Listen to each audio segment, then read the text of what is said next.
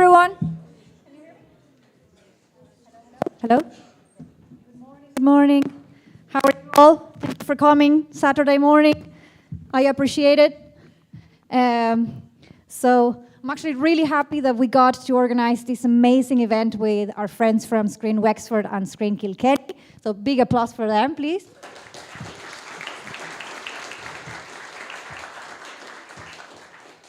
And before we start with our panels, we just wanted to share with you that from now on, officially, the Waterford Film Centre is going to become Screen Waterford. It's a new chapter for us. We want to become the official film commissioning office of the area. And with Screen Kilkenny and Screen Wexford, we really want to bring the region up with the screen industry. So we're going to just show you a quick video, and we're going to start with our panels.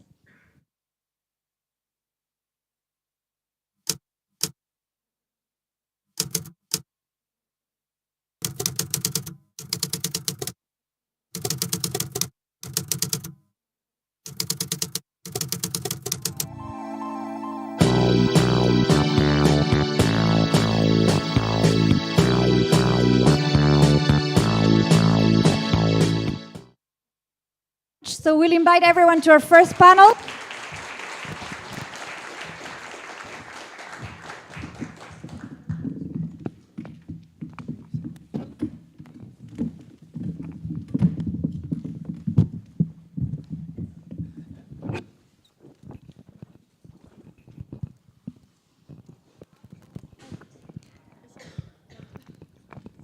Phones off.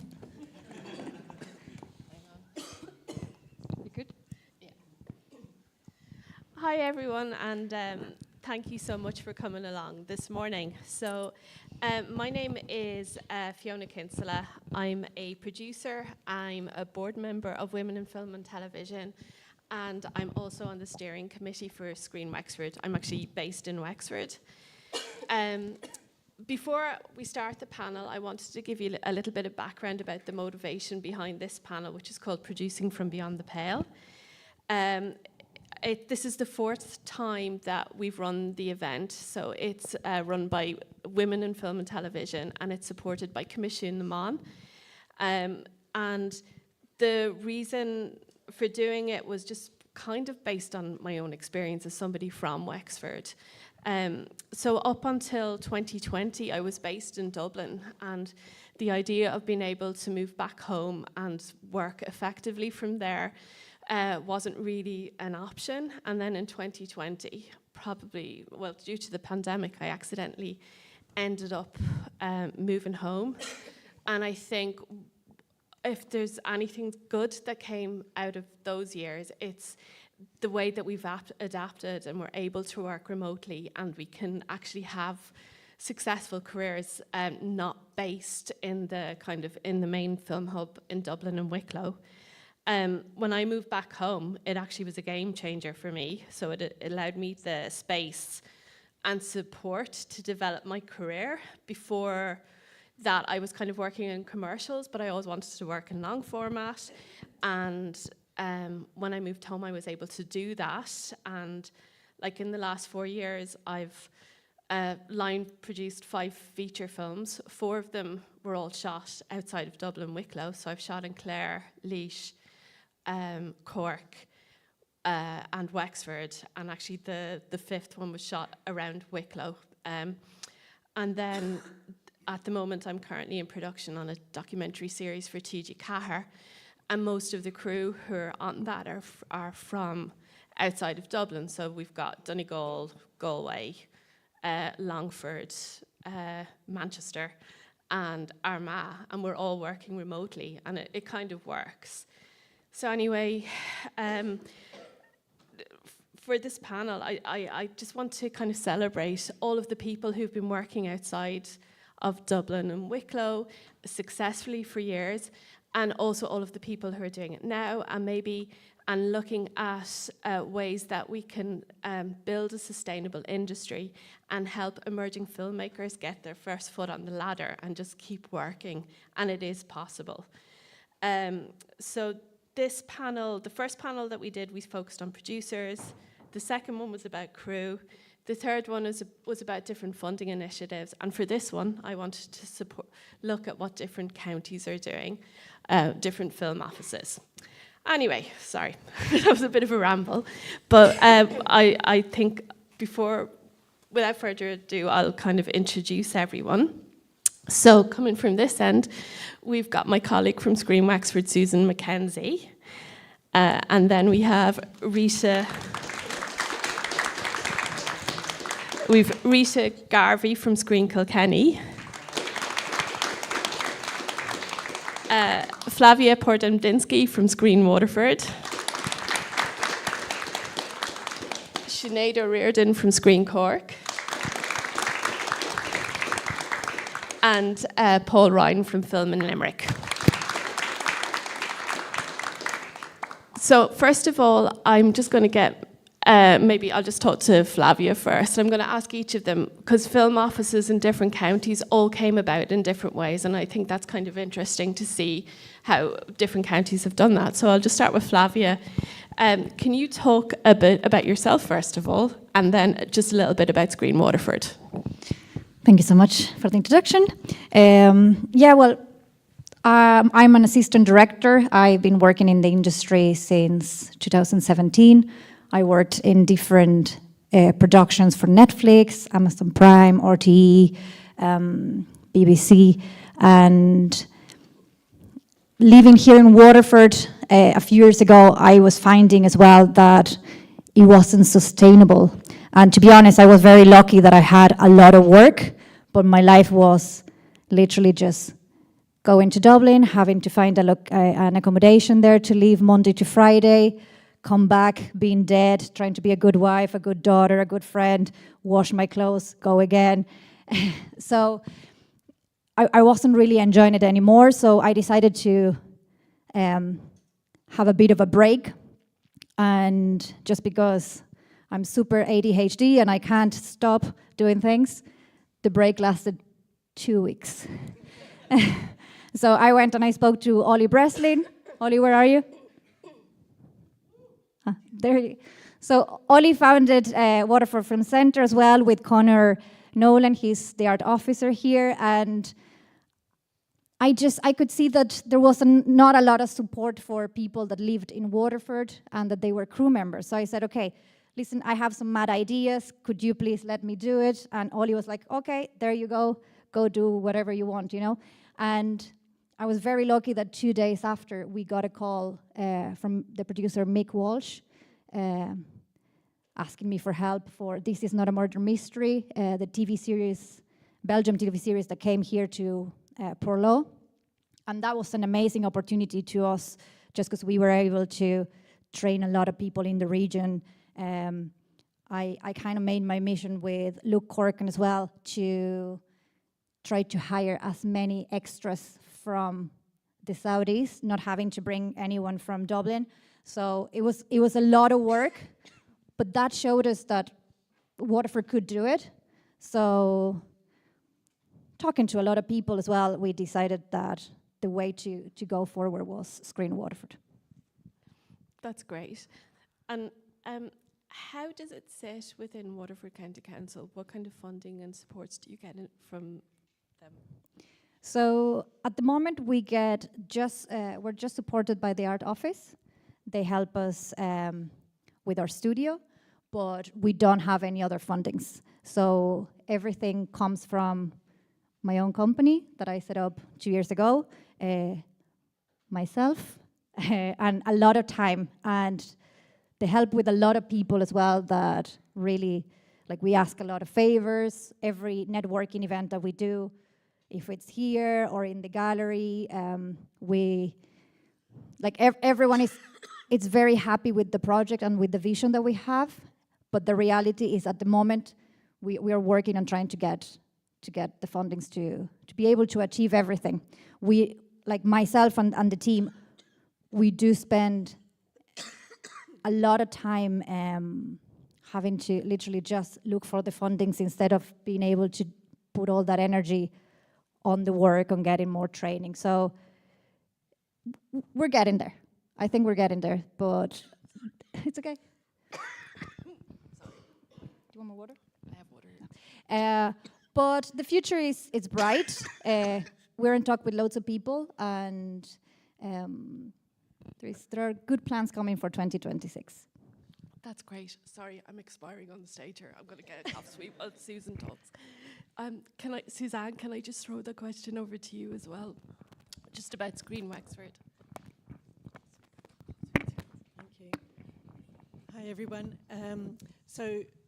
I'll just start with the first question Fiona asked. So Screen Wexford was set up, I think, Laura, was it 2019? Just before, the year before COVID, I think, was it? Yeah, there was maybe about 2 years kind of running in of us starting to do some courses through ODC, and then that became Screen Wexford. Yeah. So I'm not exactly sure what year we started off, but yeah, I think it was the year just before COVID. Yeah. So Screen Wexford was set up by Laura Way here, who's a resident fabulous director in Wexford, and with the Wexford Arts Department and the council, and also economic development. So they saw a vision and a need for a film office within the Wexford region, which was amazing. So the money has come from the economic development within the Wexford County Council and the Arts Department, and so we are fortunate that there is money for a budget to employ me, and also that I'm able to run a number of training events every year, and we run bursaries. We try and help local people that we run a professional development fund. We run it 4 times a year. 2 lots of people would get €500 each. And that's for anything from wanting to start writing a script, go on a training course, or finish a sound mix. So it covers all areas. So there's money there for bursaries for local people, which is amazing. And also the training, and it also allows Screen Wexford to promote Wexford as a filming location, which is number one, because that's how we're going to bring money in and pay for the local crew. Yeah. That's great, thank you. And Paul, you're probably, Film in Limerick is probably one of the longest established film offices. Yeah, so great to be here. Hi everyone, Paul from Film in Limerick. Actually, we were set up in 2019 as well, at the same time, so clearly there was some good ideas going around then. So it was very late 2019, and then of course everything that happened, and we had all these plans and had to sort of change them all. We had all these like master classes and everything planned that all suddenly went online. So yeah, it was set up, so it's part of Innovate Limerick, which is a sort of arm's length DAC company set up by Limerick Council to sort of focus on particular areas. So they have a focus on sort of workspaces, on tech, on food, and on film as well. And before that, there was Innovate Limerick was involved in attracting the previous owners of Troy Studios to come and set up in Limerick. And I was actually living abroad for like many, many years. And I was sort of seeing this was happening. And I was like, there's a new studio opening up in the regions in Ireland, in Limerick. In Limerick, what? And like, you know, I grew up in Limerick, you know, and like everybody who sort of grew up outside of the Pale, you know, moved when you said, okay, I want to work in film and TV. So you went to where the jobs were, of course. That was the natural thing to do. And obviously, still a lot of people do that. But clearly there was something sort of happening. You know, Screen Wexford was setting up, and then Troy Studios was set up. And there was clearly a move towards sort of seeing how we can become a nationwide industry. And I saw the film office being opened and applied for that, and then moved back to take up that role. I was lucky enough to get that role. And pretty much the way it worked was that, like, Innovate Limerick were told, okay, you have a studio, now you need a film commission. And we're like, well, what's a film commission? And I said, well, you know, it's somebody who attracts productions to the area and also develops talent in the area as well. So my first time doing this job, my background was as a producer, as a teacher, as lots of other things, but mostly at working with sort of new talent over many years abroad. And so it's been fantastic to see that there's been this move, not just in Ireland, and lots of, like, I lived in Scotland for a very long time, and there wasn't really much filmmaking going on there now, and now it's nuts. I went to see The Running Man last night, great fun, and seeing the credits at the end, filmed in Glasgow and Bulgaria, and you're like, wow, that's just so incredible. So it just shows the potential. There really was, like in the sort of noughties and tens, you know, there was maybe about 3 films made a year in Scotland, and they were all like Scottish miserablism type, some of them great, but small films, you know. So we've come a long way. There's now the potential for not only a lot of, and most importantly, a lot of sort of local or indigenous, or whatever term you want to use, sort of productions, but also the inward investment, as it's called, which is, I think, has been crucial in terms of developing the industry in Dublin and Wicklow. You know, an industry that we're all very, very proud of, seeing how successful the industry is. And a lot of crew who work in Dublin and Wicklow are, of course, from all around the country, but now there's the opportunity in the last number of years that we can see this industry become truly nationwide. And producers don't care about sort of, you know, borders and boundaries, and Ireland's like a little rock in the sea to them.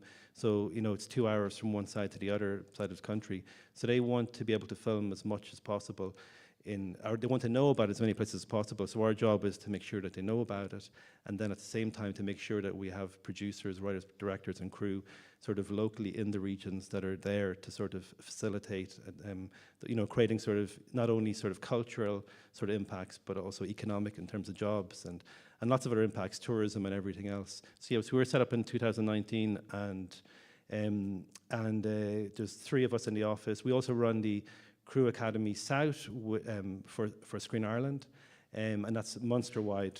So we do training for below the line, which is all the crew basically. And we've done lots of things here, and we want to do a lot more throughout Munster in the next year. So we're lucky enough just to be announced that I'm not sure if I'm allowed to say this. Actually, Killian's here. I think I am. That we will be running it again next year. I'll be killed afterwards. So we're looking forward to doing a lot more training throughout. So there's a lot of opportunities right now. I mean, I guess, you know, people always say there's never been a better time, but there truly has never been a better time, in that the policy of Screen Ireland is regional. And now what we're trying to do is work as the regions united to sort of put pressure on the powers that be to say, yes, we want to see a nationwide industry. We need support to do that. And that support is coming. We're seeing a lot of that. And we're seeing all the productions coming in. So it's fantastic to see the potential of, and the fact that we can actually do it, and we can build and we can attract more and more productions as years go on. Thanks, Paul. I'm going to come back to the crew academies a little bit later, when I'm going to have a little look at what kind of supports are available in the different counties. I'm going to throw this over to Rita now. So, Screen Kilkenny, is a relative newcomer. Can you talk about how that came about? Hi, everybody. Rita McGarvey from Screen Kilkenny.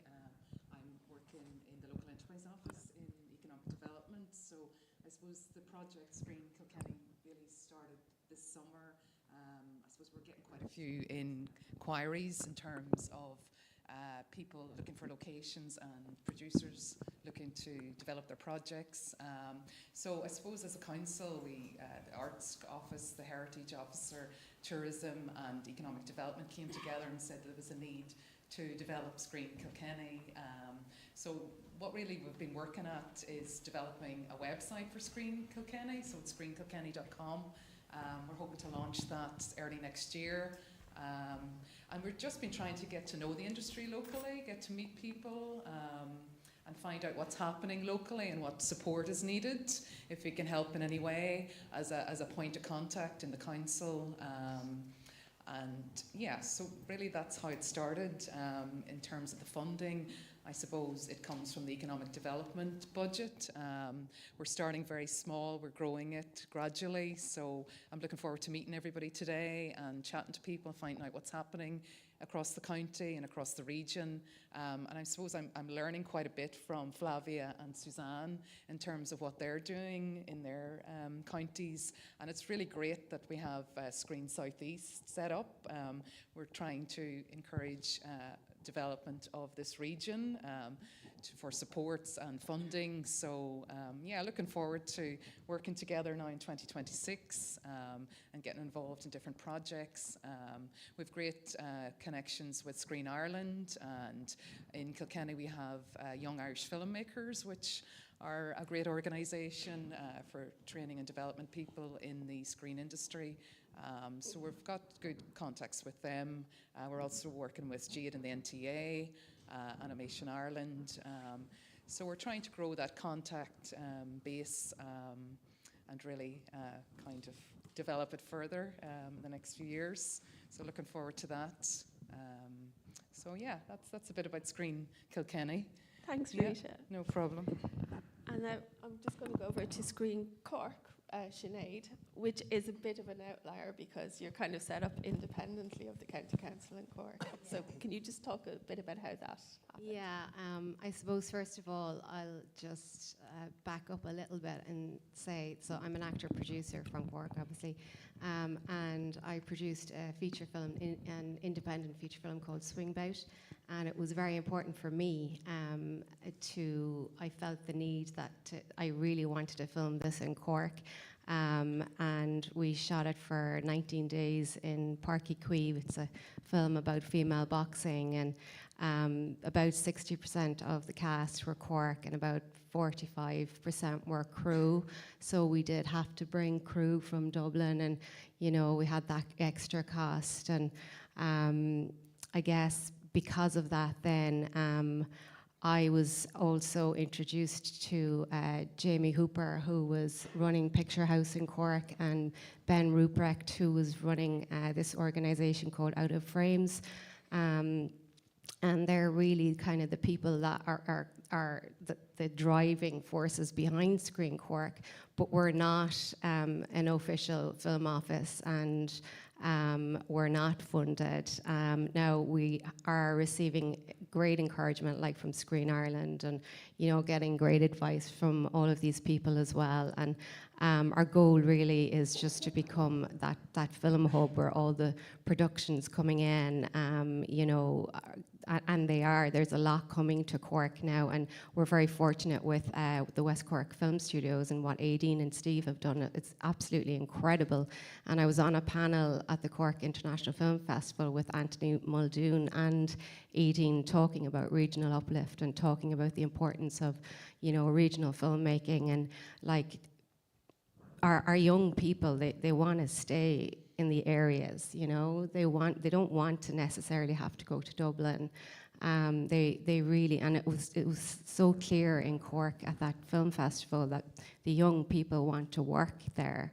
The talent is there, just the infrastructure isn't really, and policy, and we just I guess we need that funding in place to be able to encourage our young talent to stay there and to be able to provide training opportunities and mentorship programs. And again, I'm not sure if I'm allowed to say this, but we're very close to a regional film fund, which Cork hasn't had in over 10 years. So Jamie and Ben have been talking a lot with our local authorities, both Cork and City and RTE, and there's a whole collaboration thing going on right now where we're very, very close to a film fund, but we just need that extra bit of funding to be able to provide mentorship for like the emerging people that are coming out of college. And so yeah, that's kind of basically where we're at the moment. We're trying to pave the way, I guess, for a film officer and a film commission, yeah. That's amazing work, because you really just established this year, didn't you? We only established, yeah, just we're probably maybe late last December maybe. So we just had a kind of a roundtable session, and we introduced all of the film lecturers from UCC and MTU and the Arts Council, and so we had all of our local authorities there, and out of that became like an official committee. It was kind of voted in, and there's 5 of us on the committee. We're all just volunteers. And Jamie and Ben are heading off to Focus London now, actually, to represent Screen Cork. But like, we're kind of like Screen Cork, like this sort of a floating thing at the moment, but trying to just lay the foundation to become something that's really, really needed, That's brilliant. Well done. Paul, do you want to talk a little bit more about the role of the National Talent Academy and the Crew Academies and Screen Ireland, and how they work with the different film offices around the country? Yeah, absolutely. So we're really lucky that we have Screen Ireland has a focus on the regions and is trying to develop the regions in recent years. And part of that, I mean, the reason why any production sort of comes to a place, no matter where it is, whether it's here or Scotland or Bulgaria or somewhere, is does the money work? Is there enough incentives? Is there enough crew? Is there enough facilities? And then there's other smaller reasons, but they're, you know, the main sort of ones. And we'll often get, like, one of the first questions I'll get asked by a producer is, how much crew do you have? And what we sort of found actually is really important is to be very honest about this and to sort of say, I probably spend more time saying who we don't have than who we do have, so that you're trying to develop trust with the producers. But the fact is we have more crew in the regions now than we've ever had before. And that's something to be celebrated and something which means that we're in a position to attract a lot more productions. This has come about, you know, in a big way because of the move by Screen Ireland to set up the National Talent Academies. And we're involved in the Crew Academy side of that, which there's 3 of them covering all of the country. And so we run the South one for Munster.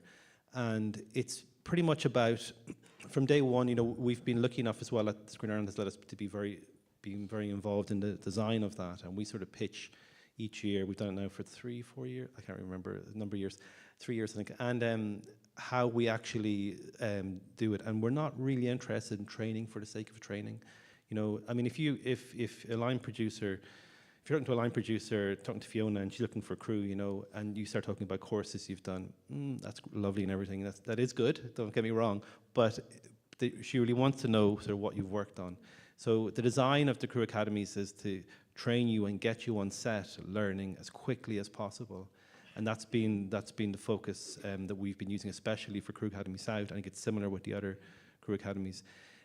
So it's set up, it runs sort of for a number of years. All the training is free. It also runs programs like Passport to Production. If you're not aware of that, that's probably the best way in the world, I would say, to get into the industry. It's amazing. It's unbelievable. It's great for anyone who takes part in it. Brilliant. You do like it can be sometimes a number of weekends, sometimes it's a full week or 2, but afterwards you end up working on set 5 or 6 weeks in a production. That's part of it you get. Now, if there isn't a production in your area, you might have to go elsewhere, but there's support with accommodation and travel and everything. So we've tried to come up with every reason to, you know, to make it sort of feasible and possible and inclusive for people wanting to enter the industry. And the great thing about it too is you don't really have to go in with knowing what you want to do. You can just sort of go in and sort of try it out. So it's very competitive, but I would absolutely recommend it to anybody who's new to the industry, who's, as long as you're a graduate, you can't be a student, and who wants to try out different sort of roles. And we've seen lots of people do very well from that. And then a lot of the other training we have in the Crew Academies are sort of similar. We also work very closely with with Guilds and Screen Ireland and industry folk, and who will sort of steer what we do in terms of saying that, you know, for example, at our steering group meetings, we'll have line producers and producers on calls saying, I'm doing this production in Donegal at the moment, and I just cannot get people in this particular department. And it seems to be the same sort of, you know, in Munster and so on. We need to focus on this area. And then we're trying to design training which is led by industry and then leads to a placement. And we found that this has been hugely successful, so I hope it continues for many, many years. But to be very aware of it, anybody can do it. The other thing to say is it doesn't matter where you're based. You can, if you see courses that are run from Connacht, or just, it's sort of by province, you know, it's roughly by province, but not exactly, or Leinster, you can apply for courses anywhere and do them. And if you have an issue around sort of travel or anything or accommodation, do ask. There may be a possibility to support that too. Because we try not to run all the same courses at the same time, and we do react to productions coming in. The other thing that we do is really important, just briefly, is that when productions are coming into a region, you know, like recently with productions in West Cork, we've sort of asked them, you know, what could we do? What courses could we do where we get people in a particular area where there's a shortage of people, where we can train local crew and then get them on set quickly? And we found that's been really successful in terms of fast-tracking people onto productions and into the career, and people who've got a number of credits. Because at the end of the day, you know, what a line producer like Fiona wants to hear is your credits. And if you've done 1 or 2 or 3 features or TV series, then it's very easy to continue on in a career in that way. Yeah, that's absolutely true. And just with Passport to Production, as a line producer, I've brought people on who would have done passport to production, and I brought them on as trainees to the next thing. So it is a really great opportunity. If anyone here in the room is interested in taking part in one of the schemes, what should they do? Where So there's a website, and it's as simple as that, really. Just so you want to make sure you're on the mailing list, want to make sure that you're sort of aware of what sort of training is coming up. So look, like anything else, it's the website, it's social media.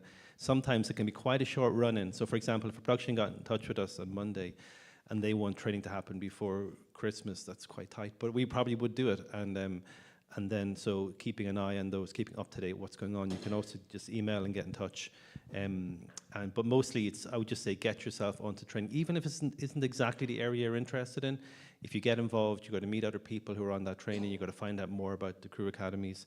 And it's also important to say that in terms of the National Talent Academies that sort of oversees all of the crew academies, there's also the Animation Academy, which is nationwide.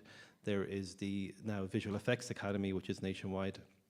And there is the Above the Line Film and TV Academy, which is, again, nationwide, but has, I understand, a priority to for the regions. So if you're a writer, director, producer, and you want to do training, it's run out of Ardon, and they do fantastic training, short film schemes and stuff. And obviously there's short film schemes in the counties too. We do one as well, like Limerick, Clare, Tipperary, called Engine Shorts, but you know, it's very much worthwhile getting a list of sort of all the different sort of bursaries that exist in the counties around the country, and then trying to sort of get yourself onto set on those productions, or applying with projects as well.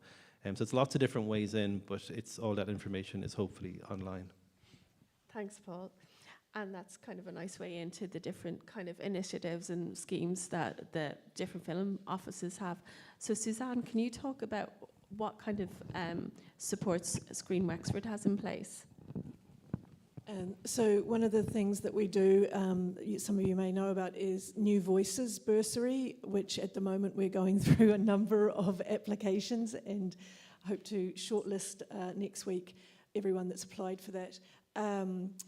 So New Voices is a bursary fund for a short film, and we've been able to run it every year. And we also have, in connection with the film equipment hire company in Dublin, or Drogheda, that they provide €3,000 worth of film equipment, sound equipment for the shoot, and then there's €7,000 cash to pay for crew and to pay for food and petrol and different things like that for a short film. It can be a drama, it can be a documentary, or it can be an animation. So the every year that we have run this, it just gets bigger and bigger and bigger with more and more people, and the standard of the applications is really incredible of what the effort that people have put in, and it is appreciated, and it is noted how amazing that the work that's coming in for those bursary funds are. And as well as that, we were just what I was saying earlier, the quarterly bursary fund for professional film development. And we're also, with the training, we're trying to get people on shadowing programs. We also work in connection with the National Talent Academy. We are Crew East, and Jade that works there and Brian are brilliant, and we can say, look, we need to run a training course. I think what we're needing in the area at the moment would be for cinematography. We look at that, and we will then run a training program in Wexford on cinematography. So the National Talent Academy is amazing. Every year I've been able to say, this is what we need in Wexford, can I have your help? And 100% get the help from the National Talent Academy to run those courses. So the training courses, we do crew networking as well. And something like today, there's a lot of people here from Wexford, which is amazing, but also to network with our sister counties is amazing as well. Thanks, Suzanne. Flavia, do you want to talk a bit about what you do in Waterford? Yeah, well, we have a lot planned for 2026. We're waiting a bit of confirmations, but yeah, as Sinead was saying as well, we're working with Screen Cork on something that, if it happens, I think is going to be amazing for the south of Ireland. We have been, like, this year has been mainly to really get to know who is in Waterford and what needs they had. we were able, through some skills developers as well, to get 10 people to go and work in Dublin in full-time jobs in different departments. And these people just were able to make a lot of contacts and like keep active in the industry. So as well, we work a lot with the National Talent Academies and other stakeholders like Gore Media, that they are all about changing the narratives of the stories about diversity, inclusion, and equality. And yeah, we're working a lot for 2026. This year as well is about, like Rita, we are getting all our new identity website. We are scouting for all the locations that we have in Waterford, really working a lot on the crew database, because if any other production company comes in, we want to be more ready than what we were, and we want to make sure the people in Waterford and the Southeast gets that job first. Thank you. Rita, I know that Screen Kilkenny is relatively new, but maybe you can talk about what you have coming down the line, and also maybe a little bit about young Irish filmmakers as well, what already exists in Kilkenny. Yeah, so just I suppose 2026, we're looking to launch the new website, screenkilkenny.com. So we've been putting a lot of work into that. So hopefully that'll be ready in the new year, and we'll have an official launch. So I suppose it's very much about engaging with people locally. We have very limited funds in terms of providing training. We may look at a database, a local database of crew members and various people from different production, screenwriting. So we'll hopefully try and pull that together. And I suppose just working with local people. I know Ger Blanche is here today. Hi, Ger. Ger got some funding through Artist Connection Fund through the Arts Office in Kilkenny. So he's running an event now on Tuesday evening. I'll give it a plug. So it's Tuesday evening in the Kilkenny Ormond Hotel, 7 to 9. So that's just another networking opportunity, an opportunity to meet people and find out what's going on in the industry. So we do have limited funding, so but hopefully in the next few years we'll be able to develop Screen Kilkenny a bit more and be able to provide more offerings to local screen industry people. So yeah, we're fingers crossed, we're hopeful. Yeah, yeah. That's brilliant. Thanks, Rita. And Sinead, what's your vision for Screen Cork? I suppose, the vision really is like the same vision, shared vision here. I suppose what we're currently doing, we do have a website, screencork.ie. We have created a crew database. We're working on a locations database and a cast database. And basically we are, just trying to, I suppose, Cork is, I guess, the second largest county in Ireland, and we have so many things on our doorstep. Like, it's just such an incredible county. We've got West Cork and East Cork, and like we've had some incredible productions come through, and even working through the Screen Cork emails, like we are getting really big productions coming in right now, and we are trying our hardest to kind of help them with locations and help them with accommodation and get certain hotel deals in place and things like that. And obviously then we would be liaising a lot with West Cork Film Studios as well and learning from them, and basically just trying to, I suppose my vision for Screen Cork and whoever would possibly take over from us would be just to bridge that gap right now between Cork City and West Cork, and kind of just be that central hub where the productions come into us, and then we can kind of say, well, if you want to shoot in West Cork, here's who you need to go to. If you want to shoot in East Cork, you know, and just basically, yeah, just to encourage more productions. But we are starting to see a lot more come in now, which is a good thing and a bad thing, because it makes us like, we have jobs and families, and you know, like, you know, we're trying to manage this as well, and kind of, you know, just make sure that the productions get sorted in terms of hotel rates and accommodation and stuff. So and locations, but it's a work in progress, but we're getting there, baby steps, like, you know, but Cork wasn't built in a day. Thank you. So if anyone has any questions, I can open it out to the floor as well. And we're also streaming this online as well. So if anyone who's watching on YouTube has a question, if you want to put the question in the comments. So does anyone have anything? Or If you can stand up and project.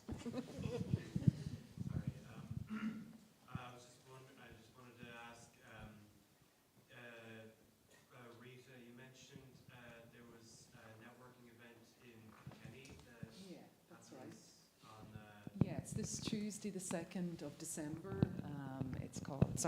It's Artists Connect. It's Film in Kilkenny, so it's really a networking information event. Flavia is speaking at the event. So it's an opportunity for everybody across County Kilkenny to meet and I suppose get to know each other and what's going on in the county and what, I suppose, skills that they have, and provide supports. So yeah, it's 2nd of December, Kilkenny Ormond, 7 to 9. So you're very welcome to come along. It's Artists Connect event, so it's Film in Kilkenny. It's a networking event, so it's Tuesday at 7 to 9. Ger is just there next to you, so he has all the details. Yeah. Okay. Thanks. The lady in the blue.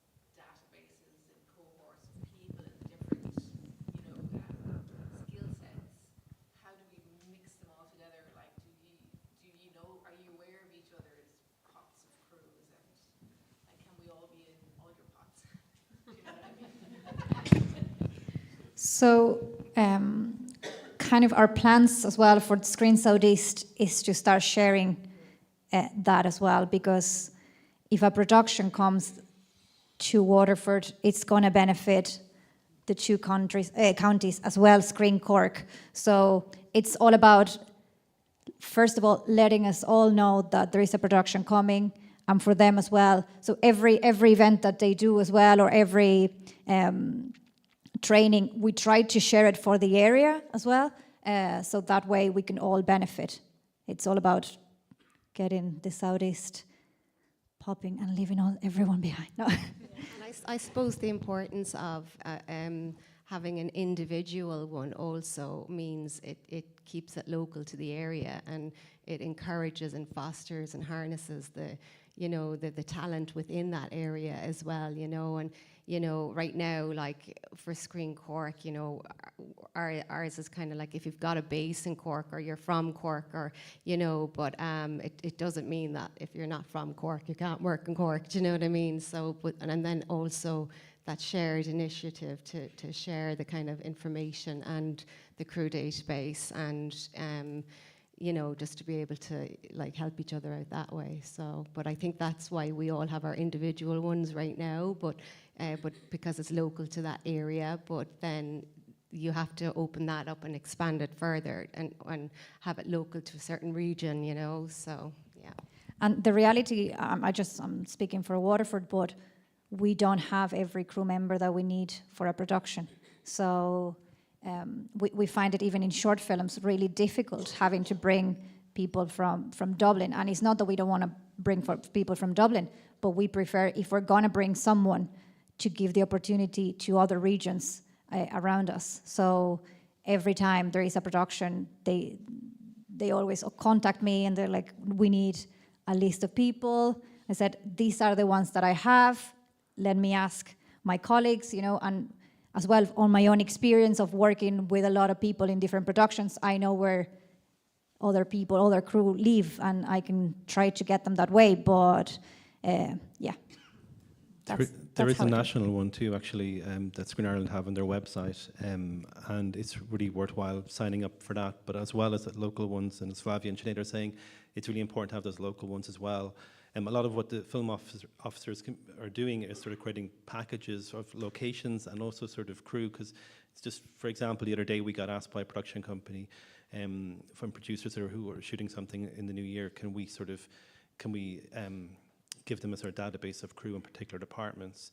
So we can only put that together with information that people have signed up already and given us permission to do that, and given us permission to share with those producers. So make sure you any database that's relevant, and definitely the national one as well, please do put your details in there, because then it can the producers can take the information from that and see who's based in particular regions and so on. It's all about how many crew will I get locally here? How many do I need to bring in from elsewhere? How many bed nights do I need to pay for? And it's all about the budget at the end of the day. So, you know, they want to have as much crew as possible locally based. Everybody wants that, and we absolutely want. That's our whole reason for being. You know, to make sure that happens.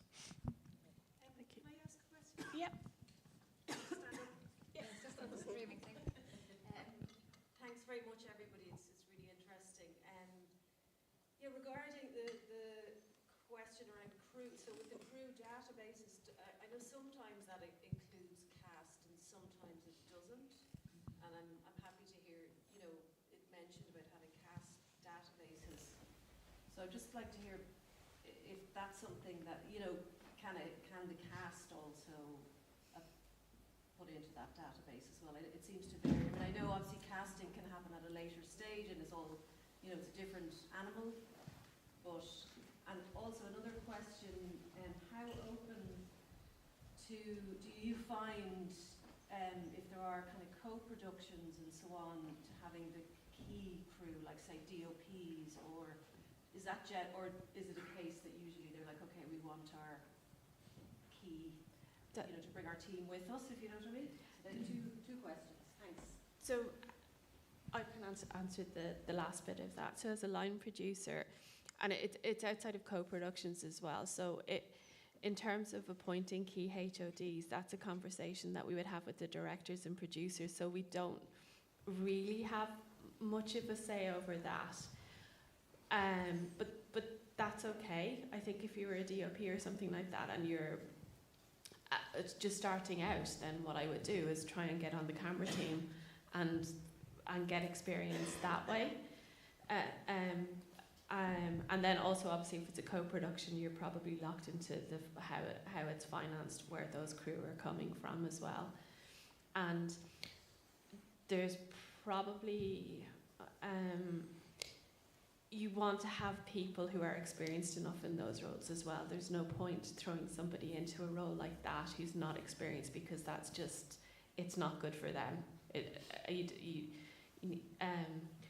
There's better ways to kind of get the experience, but if you want to get that experience, then it's just about getting out on film sets, even you know, even as an emerging filmmaker, and just learn and watch and meet people, because it's all about networking as well. I don't know if that helps. I can help with the casting. So just specifically to Cork, we have the crew database, which is literally crew, and we actually do have a cast database, but we just haven't launched it yet, because it became very obvious to us that when we had our first 1 or 2 meetings, that cast and actors were like, we would really love to have an actors database, and we would really love to have like an extras database, or, you know, as well. So we do have a cast database ready to go. We just need to get it onto the website. I think a cast database is a great idea as well. I don't know why you wouldn't have it, because at least it's putting actors in that region in front of producers, and it's giving them the opportunity to be seen. So I think it's a good idea. Yeah, look, I haven't said it, but we're planning for that as well. Last year when we did This Is Not a Murder Mystery, there were some smaller roles, and we were able as well to get local actors on that, and it's been an amazing experience. So we're working on that. So Screen Wexford, we have a crew database at the moment, which is for everybody, but within the last couple of weeks, actually, we have needed actors for something, and so putting that call out will happen for Wexford, because it's great. We've had a number of people just contact us in the last few weeks about being, yeah, exactly. So brilliant. So from those emails of people wanting to work, it's like it's opened up that, there's absolutely a need for that. So Screen Wexford will set one up 100%. Does anyone else have any questions? Is there any? Regarding film, we have a lot of great film festivals at the moment. Do the centres maybe see in the future collaboration to create like a Southeast Film Festival or something like that, maybe in the future? Yeah, we're not in we're not in that stage yet, but we want. I think like this is the first event.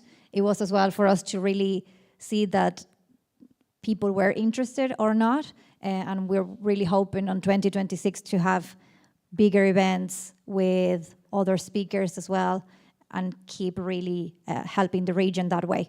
I don't know about a festival yet. We can talk about it, but yeah, for us, and like I'm talking for Waterford, I think we're some steps behind, that we need to sort a few things before that.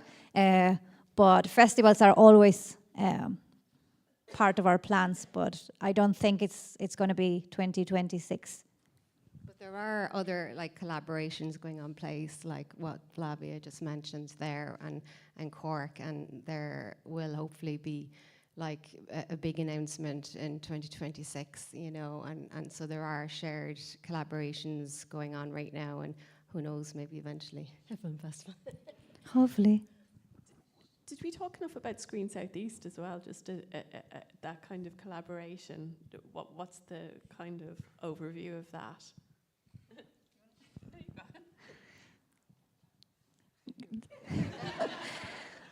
Okay, I'm going to keep with my monologue.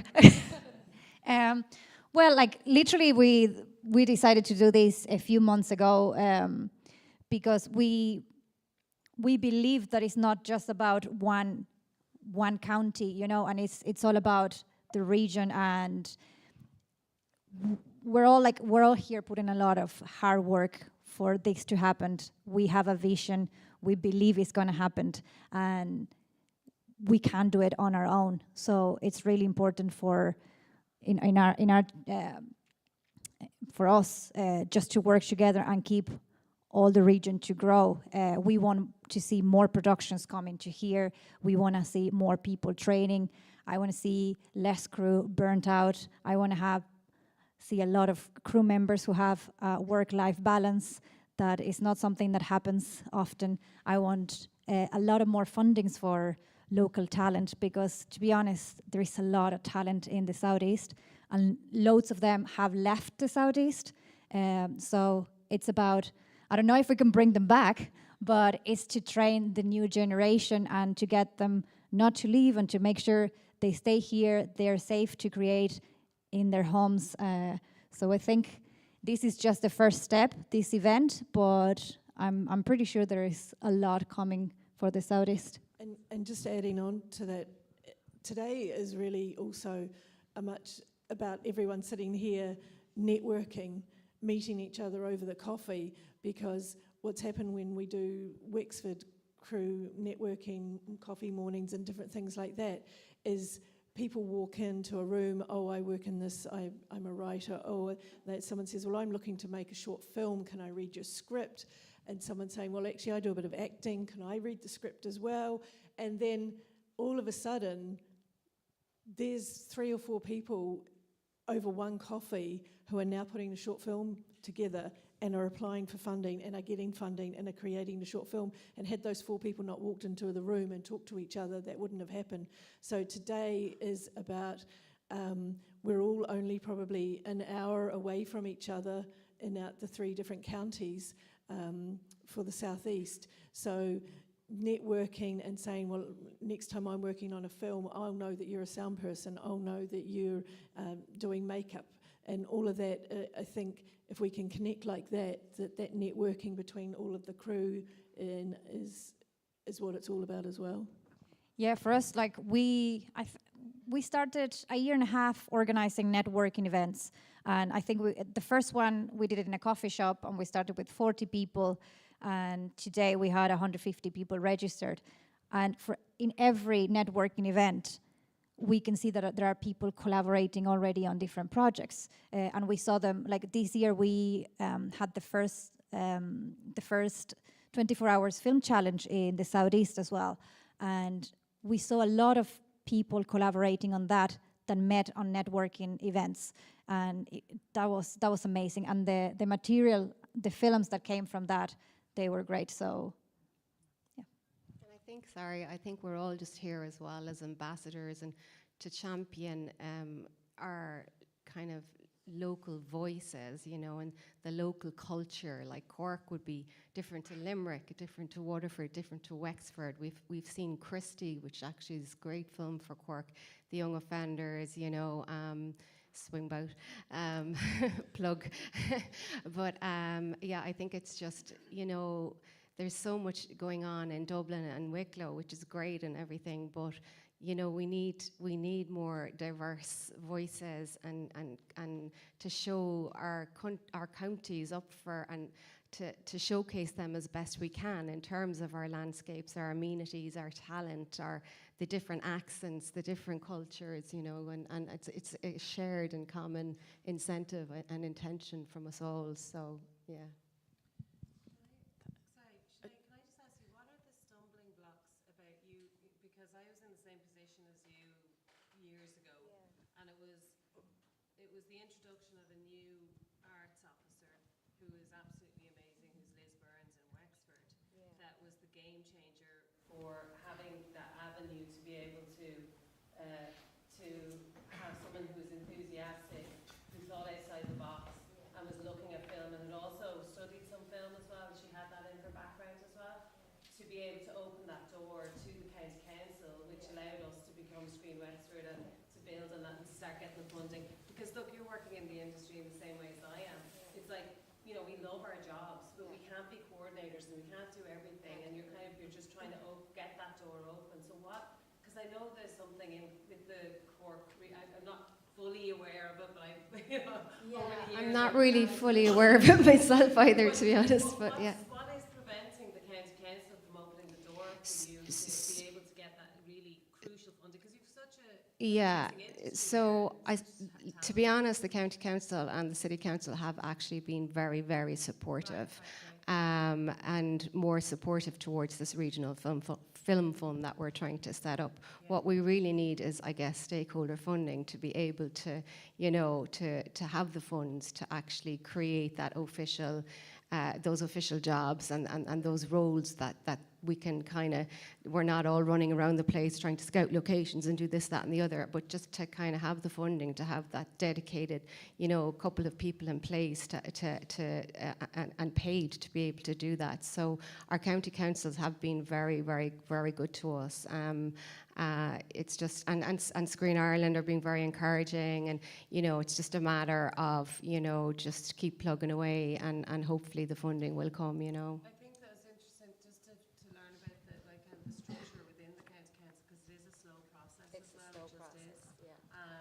But we were like, it was the county council that created Suzanne's role, and we paid, you know, if you don't mind me saying, we paid wages and all that sort of stuff. So it would be worth kind of just talk about that. Yeah, absolutely. And I suppose if Jamie, and particularly if Jamie was here, he'd know more about that because he interacts a lot more with it, with the local authorities there. So, but yeah, there has been stumbling blocks, and I guess it's there's a reason why, I suppose, Cork hasn't had a film fund and stuff in the last 10 years, and now suddenly we realised in the last year or so that it's so badly needed, and you know, it's an absolute shame that we don't have it, you know, in place really, you know. So yeah, we're just. And it was also, sorry, I guess say Liz Burns with the arts officer, but we knew that it wasn't possible without having economics, because this is, you know, it's business and creativity, Yeah, and you know, yeah. they're really, really crucial that those two are joined together. Yeah. So yeah, it was Elizabeth Hoare then, who was the head of economics at the time, that there was them really coming together as a team Yeah. that made it possible. But, Yeah, you know, yeah. I was just wondering if I'm that really was sorry, something we've that gone a bit over. We're sorry. She used to do the same when we were filming. I know. Hey, we always made it at the end. It's post-traumatic disorder. I'm afraid we're going to have to wrap up there, but that was a really great panel. So thank you to all our speakers for taking time on a Saturday to come down. And we'll be around later if you want to ask us questions as well. And I just want to say thank you to Women in Film and Television Ireland and Commission Naman for the funding for this event. And also a big shout out to all the people in this room and beyond who work to develop the industry in their own communities. Fair play to you all, and thank you so much.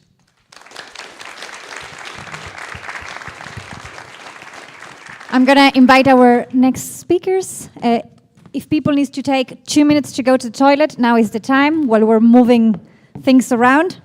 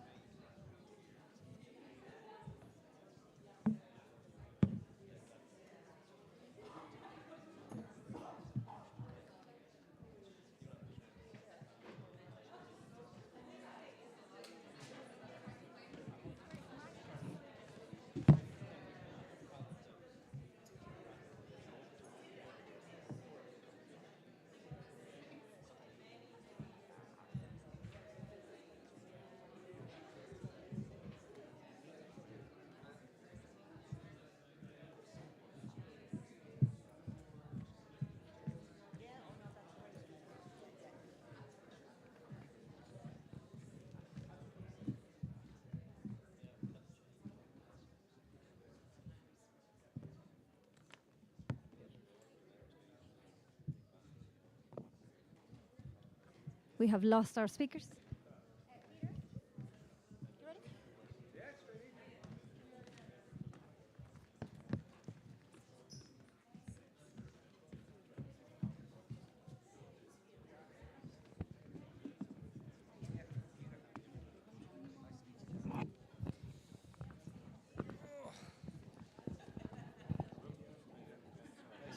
All right, no worries. Yeah,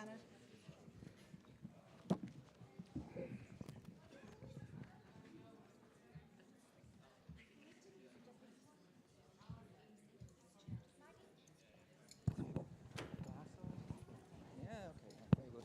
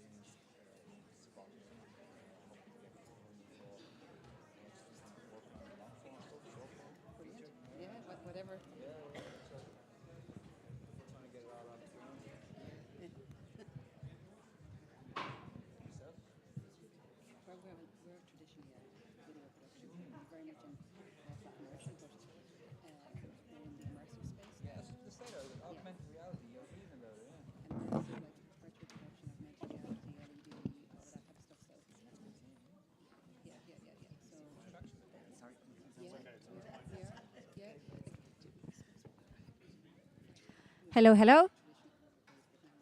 Can you hear me? Hello. Hello. Can you hear me there? No.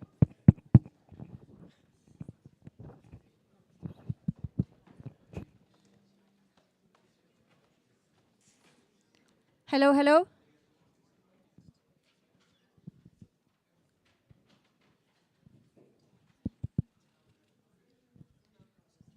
Okay, we're good to start. Hello, can you? Ah, there we go. Okay, so thank you so much for coming back from the toilet. Hope you enjoy that break.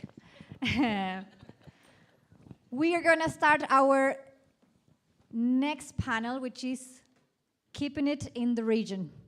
And we have 4 amazing professionals here from the Southeast as well. First of all, thank you so much for coming on a Saturday morning.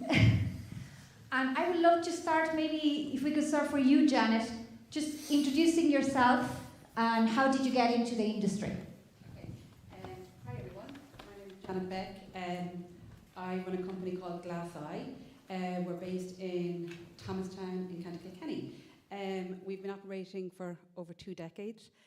How did I get into the industry? I suppose my background is in fine art. I studied in the University of Ulster and was very concentrating on video production, photography, and then set up the business in Kilkenny over 20 years ago, and quickly gained traction in the commercial space. So we started off as a production company in commercial and corporate, and now we're very much in the immersive and extended reality space. So we work with clients all over the world, throughout Ireland and a lot in the UK and the US. And we see a great opportunity in virtual production, immersive production, and in the Southeast, I think there's a great opportunity to look at that and maybe, what's the vision for the Southeast in production and looking at new technologies and how can you integrate that into the industry. Thank you so much. Peter? Hello everyone. My name is Peter Keaton. I'm a filmmaker based in Kilkenny. I've been living in the region for about 3 years now. I'm a film and TV graduate. I was working on crew for about 5 or 6 years in a variety of roles, ranging from small independents to large productions. Last few years I've been producing and writing, and the last couple of shorts I've made have had a bit of success in the festivals. Most recent one was the best debut short in Galway. It's called Internal Bleeding. And I just feel, from living down in Kilkenny for the last couple of years, the opportunities for filmmaking down here are really high, and I'm just trying to get a couple of projects off the ground that are regional-based stories. So any filmmakers in the region, come say hello to me afterwards. Amazing, thank you so much. Ben? Hi everybody. So I studied in Ballyfermot, so traditional animation. I went to the UK to study 3D because that was seen as the best opportunity for me. I set up a company straight out of college through a digital funding system over there, which was fantastic. And I ran that for a couple of years before coming back to Ireland. And then worked in commercials, VFX, doing a bit of everything, animation for kids shows. And I went freelance just before COVID, as in working remotely from my own office. And then COVID struck, and post-COVID it was, okay, well, everybody's freelance now. And so I moved down to Wexford 3-4 years ago, and been here since. And I'm now currently the creative director in Source, which is a Norwegian company, which is an ex-business partner of mine. And we're looking to establish a facility here in Wexford, along with setting up another company as well. And so we did IDA, we did Enterprise Ireland and all that kind of stuff to kind of judge feasibility a little bit. And it seems like there's a huge amount of opportunity here. You're only an hour a bit away from an airport and all of that kind of stuff. And then obviously there's infrastructure for staff and all that kind of stuff in Ireland. So that's currently where I'm at. So we're currently trying to get everything up and running. So it's really project dependent, but that's kind of my background. That's amazing. Very exciting for Wexford. Hopefully. Maggie, thank you so much for coming. Thanks very much. Gurv Mila Magwith. Maggie Branagh is my name, and I run a production company, TV production company called Red Shoe Productions, out of Unrhyme in County Waterford. It was established in 2007 in Dublin, and life drew me back home to the sea and to the Gaeltacht, and it was the best decision of my life, aside from having my kid, was moving home. But in terms of, I think, in Dublin, I compared myself to other companies. I wanted to be like Coco Television, I wanted to be like Adair or whatever the big companies were. And I remember packing my car with myself and my son in it and driving home, and I didn't have anyone to compare myself to, which actually just blew my creative mind open, which was really, really good. And it's still there. There's still just organic and amazing. And even though we don't have we're spread over 2 or 3 offices at the moment in Unrhyme because there's not a facility big enough. But hopefully that will change with the local Údaros, and we will have our own building or resource there very soon, which is very, very exciting. So it means that there's development and there's movement. And we do mainly arts documentaries and anything to do with the arts, and we're getting into film as well, and actually we're going to be filming a short film in Kilkenny in the new year, in January. But yeah, so I suppose language and archive and all of that, just and women in film and TV as well is very important to me. I suppose it's when you see something and experience something yourself, then you understand it more. So I guess that would be being honest where we come from. So I'm on the committee, the Jedi committee with Screen Producers Ireland, and I was a board member of Screen Producers Ireland for 10 years. I just retired there in September. It feels very young to be retiring. But that was an important role as well, because I pushed regions and pushed, the language, and at board levels like that, it's really important. It takes up a lot of time.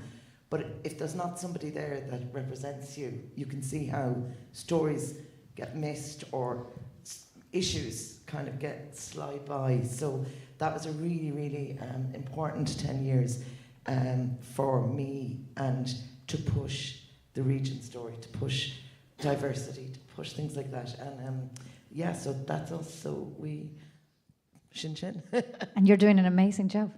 I don't know, but it's only as good as your last job. I wanted to ask you, to all of you, how do you think living in this region have shaped the work that you do? Or has it really shaped it? Or could you have your company do your work somewhere else? Would it be the same? Yeah, I can answer that.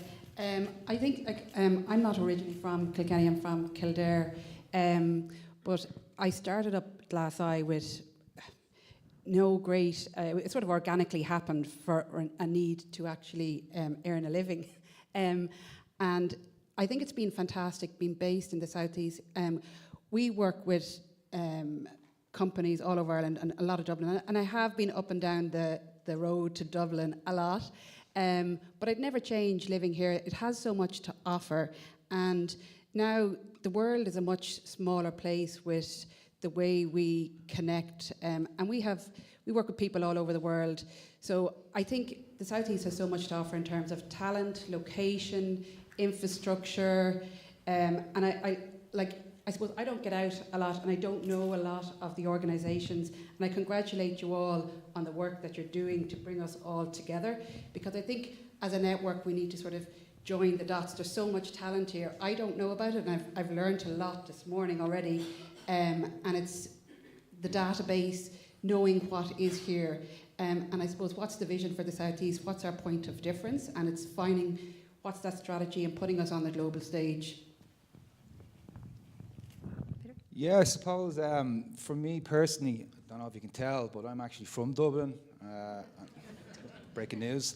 I moved to Kilkenny a few years ago, and I actually found it quite liberating from a creative perspective, because I was working on crew for a couple of years and it was quite frantic, and there wasn't a lot of time in terms of balancing personal projects with just working and surviving. So that was a very conscious decision by me when I decided to step away from Dublin there about 3 years ago.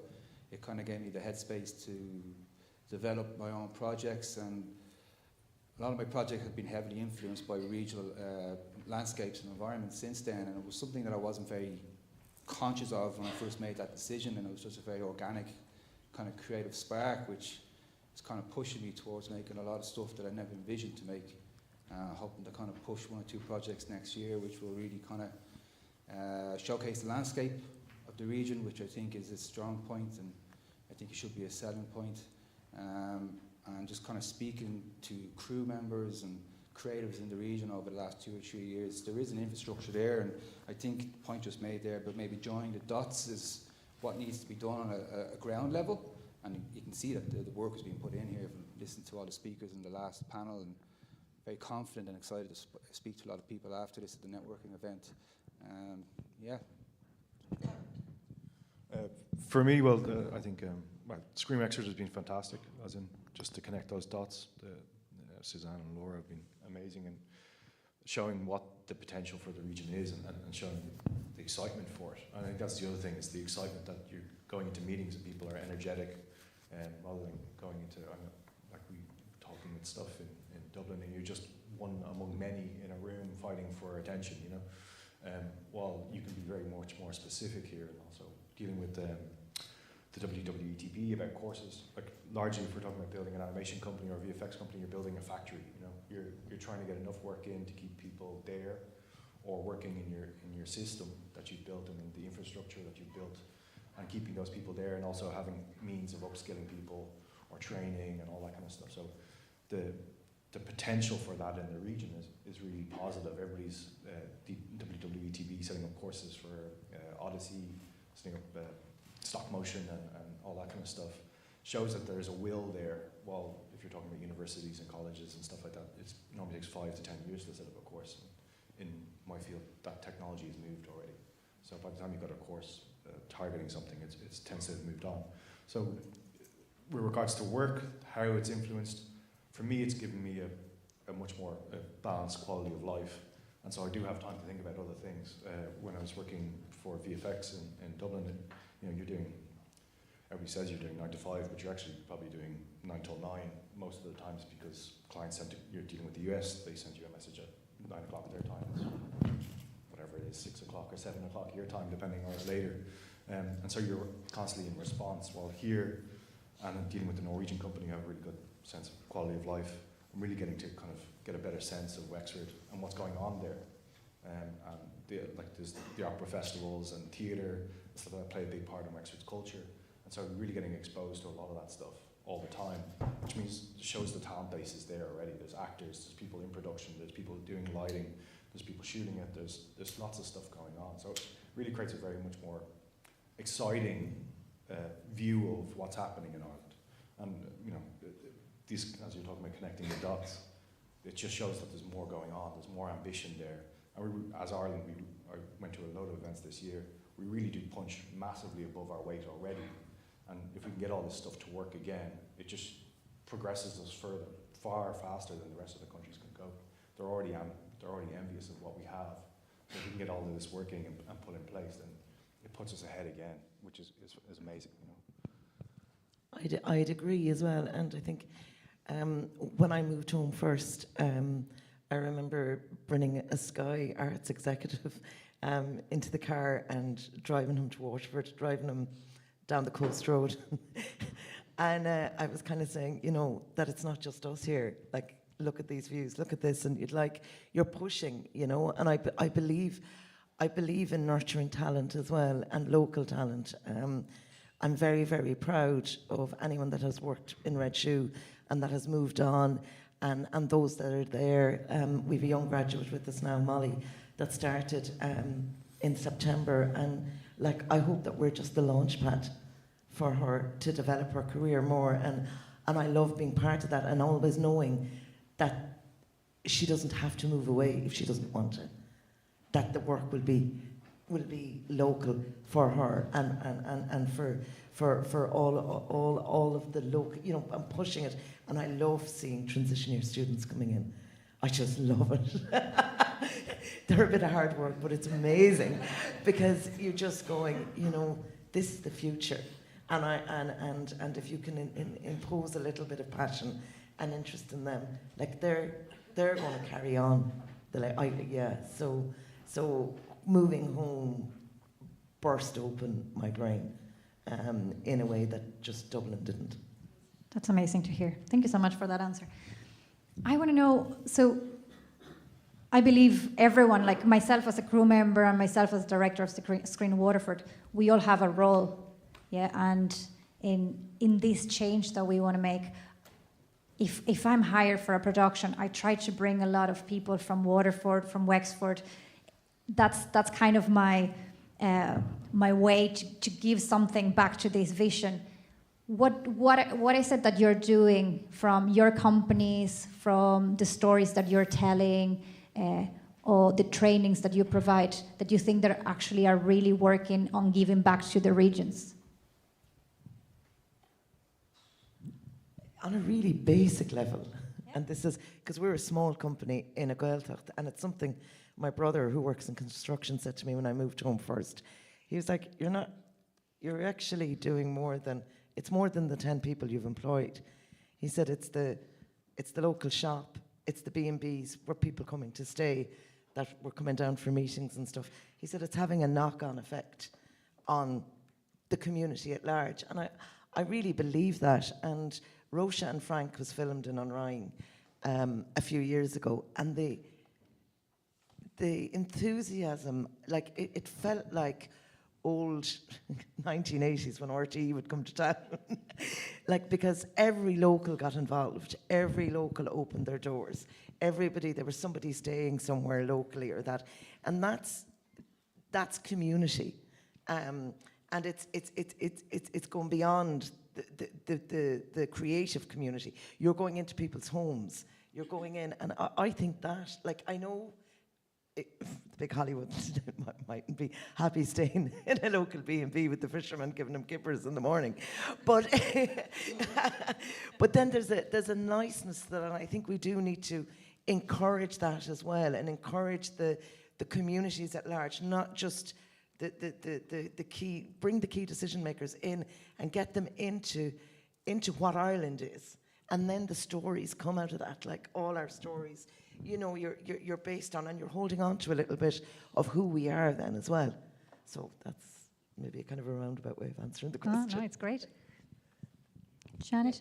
I think, like, even from our point of view, some of our, as I said, a lot of our clients are Dublin-based, but they really like that we're regional. They like coming down, they like getting out of Dublin, and like visiting us down here. So, and also a point made earlier on about DOPs and going out and getting experience. Like, we're a small production company, we're a small immersive company. We hire people on a daily basis, or for a 5-day shoot, a 1-day shoot. We can give experience to the DOPs who want to gain that experience, and other crew members and other creatives. So we have a wide network that we work with, and we're looking to, you know, knock on our door. We're often too busy to, you know, get out and see what's going on. So tell us you're there, and, you know, like, I'm guilty of it myself. I don't go out and network enough because you get stuck in the day-to-day. So we're always looking for the talent, and finding out what the talent is in the region is really important. From that, like getting stuck in the day by day, what do you do to have a bit of a work-life balance?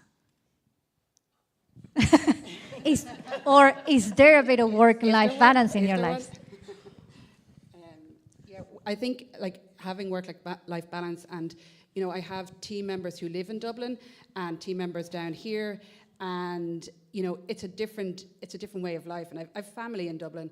I think what living down in the southeast offers us is the best of both worlds. Like, we're only an hour from Dublin, from Cork, maybe a little bit longer, and, like, we're really well located nationally, but we're near the sea, which is fantastic. We've got fantastic countryside, and it's that work-life balance which is on your doorstep. It takes me 5 minutes to drive to work.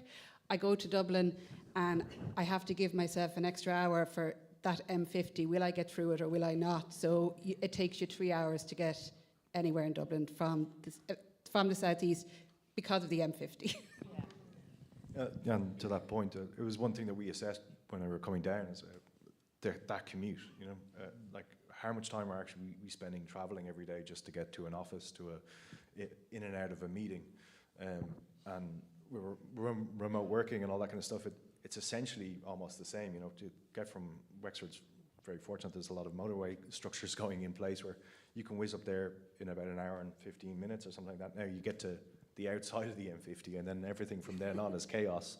But at least you'll know you'll get there roughly in time. But when I was living in Dublin, it was the same. You're going to lose 3 hours of your day just commuting in and out of work. And while working remote and living where we are, you spend 15 minutes and you're in Curracloe, you're on a long beach and you can walk away and kind of switch off or get into town and go for a coffee or go for a pint on a Friday, and it's not, oh, how am I going to get home in a taxi? It's a walk, you know, or whatever it is.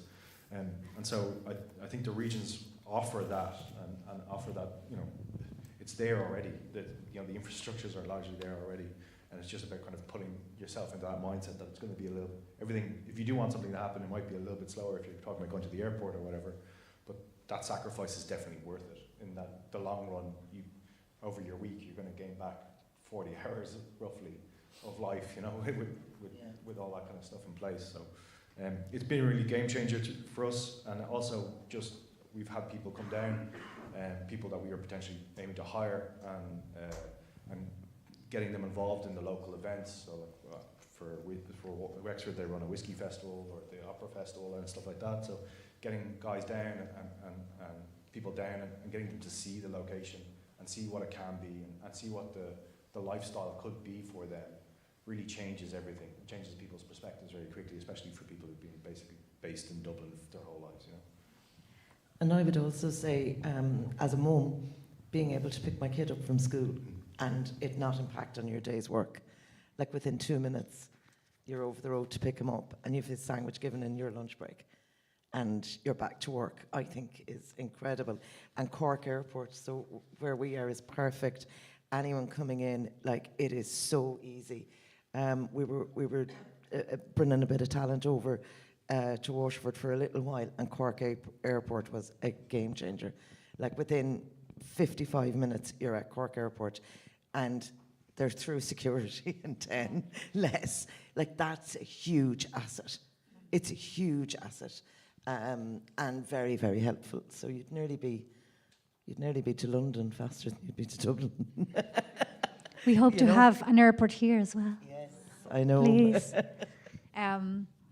I just want to ask first I'm going to ask you a question for you to think, but what would you say to those emerging talent that feel that they have to leave home and go maybe to Dublin or to London to make it in the industry? Don't answer yet. I'm going to ask everyone here, just look at your seats. If you see a sticker, you might have a little award. So I'm just going to get everyone to stand up, because I can see that some of people are falling asleep. Check under your seats. No. Yeah. It's a white sticker with a cross. If there are other seats with no people, go and get them. Nothing? Check on the sides. Check on the sides. Someone really hide them there. Brenda, help.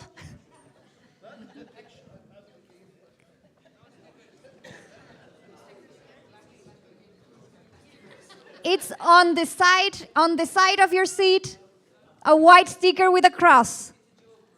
No, it's not a joke.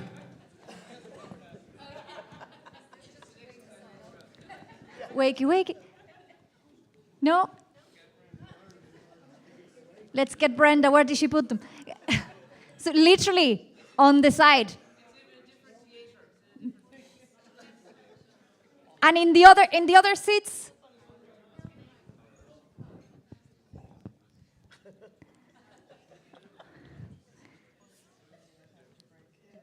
Are you sure? Brenda, where are the stickers? And just tell us very quickly, in which areas of the seats did you put it? Okay, check your seats. You can get an award. Very quickly, come on, we don't have a lot of time. So on the black areas of your seats, you have to have, is it a white sticker with a cross, Brenda?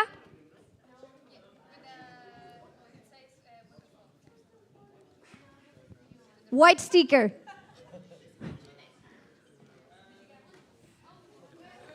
Hey, well done. Something that we like doing here in Waterford, to have a bit of work-life balance, is to go to the sauna. And our lovely friends from the social sauna gave us a lot of vouchers for use, so come and collect it. I find that it's the best. Woo! There you go. You can bring a friend to the sauna with you. Someone else? Keep looking. There is 4. Okay, you can look after. It's okay. At least everyone is awake. Okay, let's go back to that question. So the question was, what would be your advice for those emerging talent that decide or think that they have to leave the industry to make it, well, to leave the regions just to make it in the industry? I suppose, from my perspective, there's probably a stigma around regional filmmakers the last 10, 15 years that there wasn't a lot of work outside the central hubs. And I think you can kind of see that that's kind of starting to get broken with kind of the great schemes like this that are going on. So it's kind of a bit of a two-tier kind of answer where if there's enough high-end productions coming in, that will give the opportunities to learn. And I suppose if there's like a development or grassroots kind of tier as well, where people, there was something mentioned earlier on about if there's projects coming in and someone being put into a role that might be a little bit out of their reach, it's not good for them, which I completely agree, especially on a high-end production. Yeah. But on the grassroots or development funds or the bursaries, like New Voices or any of the other kind of shorts, that's really where they can cut their teeth. And I think there's a bit of a risk reward there by if emerging filmmakers are given those opportunities on those type of productions, that will bleed into the higher tier of stuff that is trying to be attracted into the region. So I suppose have a little bit of patience as well. I think the point was made earlier on that things kind of happen a little bit slower in the regions outside of what you might be used to if you're living in Dublin or Wicklow or whatever and working. So yeah, just have the confidence that there's the resources and the time being put in this region now to kind of facilitate those ambitions for the emerging filmmakers. So a bit of patience. Amazing. For animation and stuff like that, I think Kilkenny and Cartoon Saloon and Lighthouse have really shown that, you know, it can happen in the regions. Companies can exist at a large scale and produce really quality work. And I can only imagine the ripple effect those studios had on that region with regards to local employment and local skills, upskills, and the potential animators and storytellers and all that stuff that's going to facilitate over the years. And they might have only been in their company for a year or two, but in 10 years' time, that really starts to show the ripple effect. All this stuff takes time, obviously. I think if you can, there's definitely facility, especially with remote working, to try and stay in your region. I think there is a lot to be said, though, about working, especially in the animation industry, working in a big company and getting a bigger picture about whether it's something you want to do, because those companies are going to be, they're going to put you in a box, and you're going to have to work up through a process, and that might not suit you, or it might suit you. And so the exposure of that at least gives you a sense of what the industry is like, and I think that's invaluable. But then bringing that it means that you can bring that experience back home, and you can bring that back to the region, and knowing that there's infrastructure like there is being put in place here means that you can come back. What we're trying to do with Source is try and put stuff in place where people can stay, but it requires education, upskilling, all localized, and then actually having the work in there where there's no need for them to move on. So that's a long process to put that in place, but once those structures are in place, there's no reason to move on, and I hope Kilkenny is looking to do that, and they probably have already lots of stuff in place.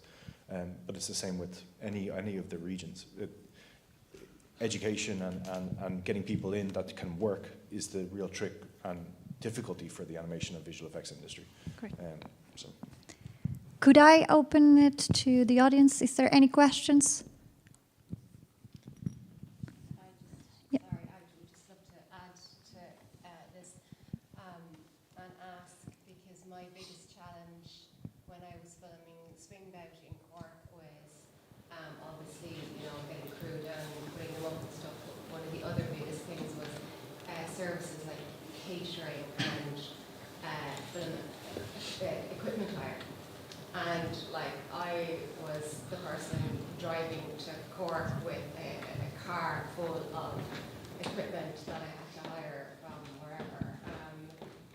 Do you have equipment hire in the regions here, or do you still have to get them from Dublin and stuff?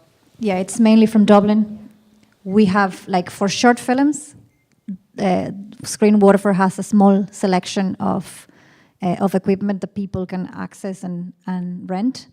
But for high-end productions, no, everything has to come from Dublin.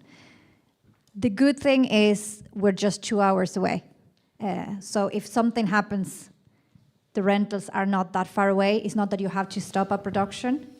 But what you are saying about catering, we had this issue with This Is Not a Murder Mystery. We could not find a catering company. We spoke to everyone here, and loads of companies, they weren't willing to just, bend for that only production, because there were not other productions coming in. So we had to actually bring them from Dublin. Transport company as well, we had to bring them from Cork. But I think it's about, what they've done in West Cork Film Studios is that they have a caterer there, and they've trained them over the course of production, so that's about having a constant flow of production. But it's about just reaching out and looking around and seeing who's willing to do this, who's willing to learn, and who's willing to develop a business, a catering company like that, and learn from this experience. I do think there's a way of building it up, but yeah. We have a lot of very interested people. I think we need to assure them that the productions are going to come as well. Just because we're kind of going over our time. What's your vision for the future of the screen industry here in Ireland? Just if you can leave us with a small message. For me, I suppose we wouldn't have to be so reliant on international productions to come in. I'd like to see maybe in the next 5-10 years the strength of domestic productions getting stronger, where it becomes the kind of the baseline for crews and filmmakers here. I think we'll always need international productions on some level, but just reducing the reliance on them, and also just giving domestic talent the platform to actually make stuff. I'd love to see more writers and more people writing local stories based on local stuff in this country, and that will preserve who we are as a nation. So I would love to see more funds going to local writers and local people to tell local stories, because they'll have a global impact, but that would be my dream for the... Hopefully. Yeah.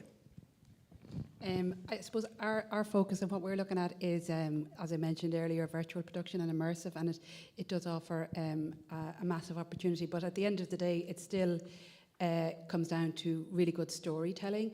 And so we're all storytellers, whether we're using technology or whatever crew we're using. So that's what drives us. I suppose for us, it's having a stable company in Wexford, but it's also about having, for me, it's about having Irish stories pushed forward as well. Like I think there's a real demand for it, and to your point about international, I think there's a lot of room for Irish voices are very strong across. You can see it across all the streamers. You can see it across all the platforms, and I think there's more room for that. I think we can really push ahead with that. And as to your point about being localized to Cork, and there are stories in all of these individual regions that are unique stories that we can tell on a big scale, because we already do it. We already sit around the pubs and chat and tell big stories anyway, and it's in our nature to do so. So it's just about pushing that forward. That's really what our motivation is. Patrick, any thoughts? Oh, you were first. I can go again if you want. You know, sorry. Sorry, yeah. no. Apologies. Oh, we were tight on time. So let's give, please, a big applause to these amazing professionals.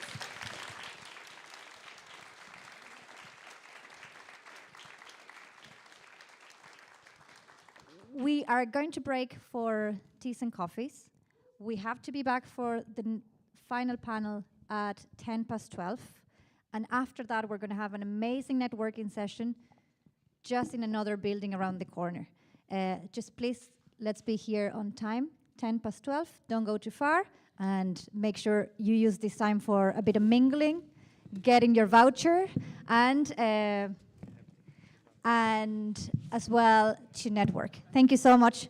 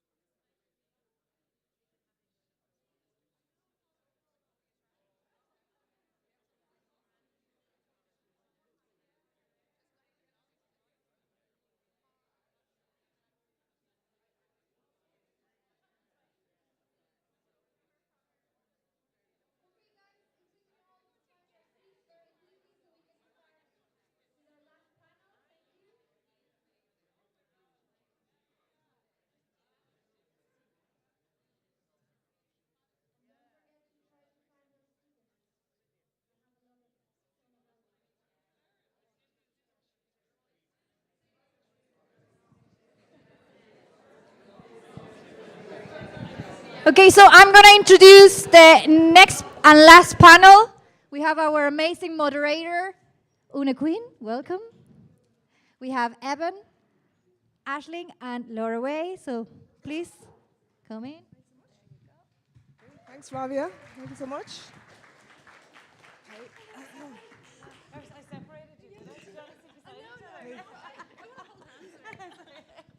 Hi, everyone. Sorry. Hi, everyone. How's everyone doing? Are you all enjoying the talks today? It's been really interesting. Brilliant stuff going on. So just before I talk to the panel, I'll just tell you a little bit about myself. My name's Una Quinn, and I'm an editor from Waterford. And basically, I've also directed a couple of short films and produced short films with funding from the Waterford City and County Council's screenwriter-producer grant. I'm also, so a couple of years ago, I went freelance, and at the time, I kind of realized that I didn't know a lot of people kind of doing the same kind of work that I was doing in the area, but kind of figured out that there must be other people like me out there. That's okay. Don't worry, Sinead, you're grand. So basically, I was also trying to find crew for one of the short films that I was directing and producing, and trying to get a gender-balanced crew was kind of tricky. There wasn't a lot of female crew around Waterford and around the southeast. So I was lucky enough to meet with one lady, Jackie Butler. She's a local producer. We kind of got chatting one day over coffee, and we were like, geez, wouldn't it be great if there was like a network of creative women in the southeast that we could kind of bring together and kind of, they could share ideas, and we could organize workshops and events and just kind of build a community in the southeast for women. And that's kind of what's happened over the last year, thereabouts. We have about 60 members now, and it's kind of growing. And I suppose, coincidentally, Flavia came on board in the Film Centre. She's been a great advocate for the group as well. And Creative Waterford as well have been a great support for the network. So if anyone wants to talk to me about the network, or just come and find me later on. And on that note, I'll pass over to the panel. So first of all, I'm going to ask the panel just if you all want to introduce yourselves and just tell us a little bit about the work that you do. So hi everyone.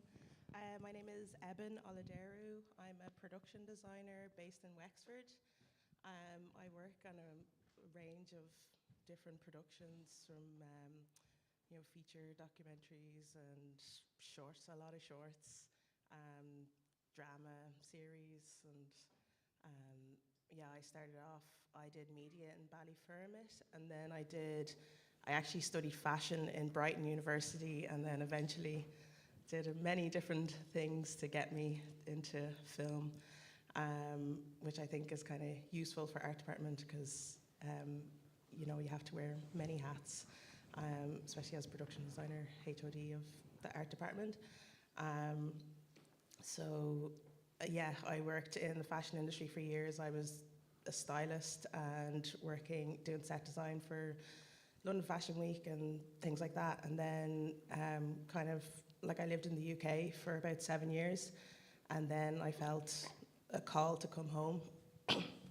And it was like the best thing that I could have done, because at the time, I'd say that was like 2017, and everything just started like falling into place for me. There was so much work. I was working in theatre, and then eventually started working on like kids shows as an art director.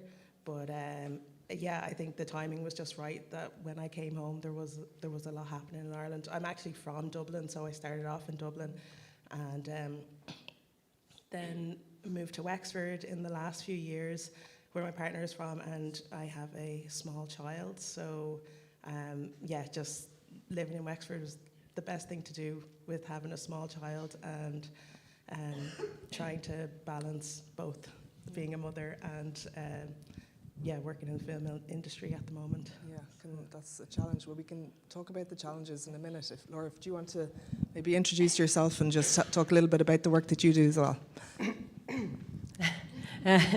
My name's Laura Way, and I'm a director. I've been a director probably for about 10 years. I work on BBC, which is probably my 9th TV show that I've directed. I work with BBC, Paramount Plus, Channel 5, AMC, across productions in Ireland. We've shot in England, we've shot in Italy, and most recently Spain. My background is that my parents ran a very small 60-seater theatre company in Wexford Town since about 1982 called the Riff Raff Theatre Company, so I was a little circus baby, and my parents brought me into work all the time. And that was kind of my background, and then I didn't really know what I wanted to do when I left school, and then I studied fine art actually in Waterford in WIT here, and worked on the radio for a little bit after working in Tile Savers, and then really wanted to follow my passion as an actress. And so for about 10 years then I really had never been on set. It was all kind of theatre work that I had been doing before that, and it was local theatre. And then I really wanted to work in film, and that was always the dream. And so I started as an extra. And I was an extra in, I think, a film called The Honeymooners or something like that, like way back when. And my parents were always broke, because they were in the arts, I was rich with culture.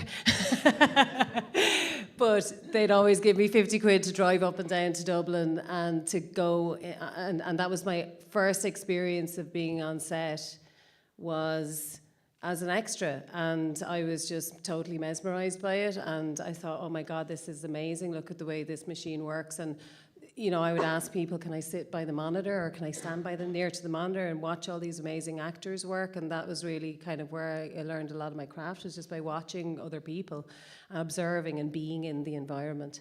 And then I did my master. I think as being from the theatre background, we were always, you know, sweeping sets and, you know, writing sketches and painting backdrops and all that sort of stuff. So after that, so because of that background, then the natural inclination was that it was always kind of writing sketches and different things like that. So kind of my dad was the director, Mum was the actress, and they both produced all their work in their little theatre. And so it was a very natural progression for me to just kind of go into directing. I didn't have an ambition to be a director. I had an ambition to be an actor. But then when I made that discovery of directing, I was like, oh, wow, this is my passion. This is my passion. In between all that, I had my daughter when I was 19 years old. So I started college when she was 5 months old in WIT. She's now 28 years old. And I also have a 15-year-old son. And I'm just learning, I was just telling Sinead there, I'm just learning all about the ways of boys and teenage boys. So yeah, I mean, that's why we're having this conversation, and it's nice to be able to talk about your family, because for years you were told, don't say you have a kid, don't say you're from Wexford, don't say, and I have lived all my life in Wexford, and my work brings me to different places because I've always had my support system in Wexford, which is my mum and my dad and my ex-partner's family as well. Amazing. Yeah. Brilliant. Thanks, Laura. Aisling. Hello. Hi, I'm Ash Malone. I'm Kildare-based filmmaker and somebody who wears multiple hats, I guess, in the industry. I work with an organisation called Raising Films Ireland. We support and advocate for carers and parents who work in the film industry, the screen industry, trying to bring in flexible working and more different practices to make care and life more normalised within the industry, I would say. I'm also a filmmaker myself. I came to film not in the conventional route. I was working as an English language teacher and teaching English as a foreign language, and I did a master's in 2017 in gender studies, and that was the same year as repeal. And everything I learned, I kind of created a short documentary, and that kind of catalyzed me to kind of want to pursue film a little bit more. My partner is also a filmmaker, so I was kind of exposed to helping on set a lot in the chaos of creating music videos and short films. And kind of in that space, coming from kind of stepping into gender studies, kind of a social justice background, I was kind of going, how is that allowed to happen in film? What? That's kind of mad. But also I loved the madness at the same time, the arts and the creative side of things.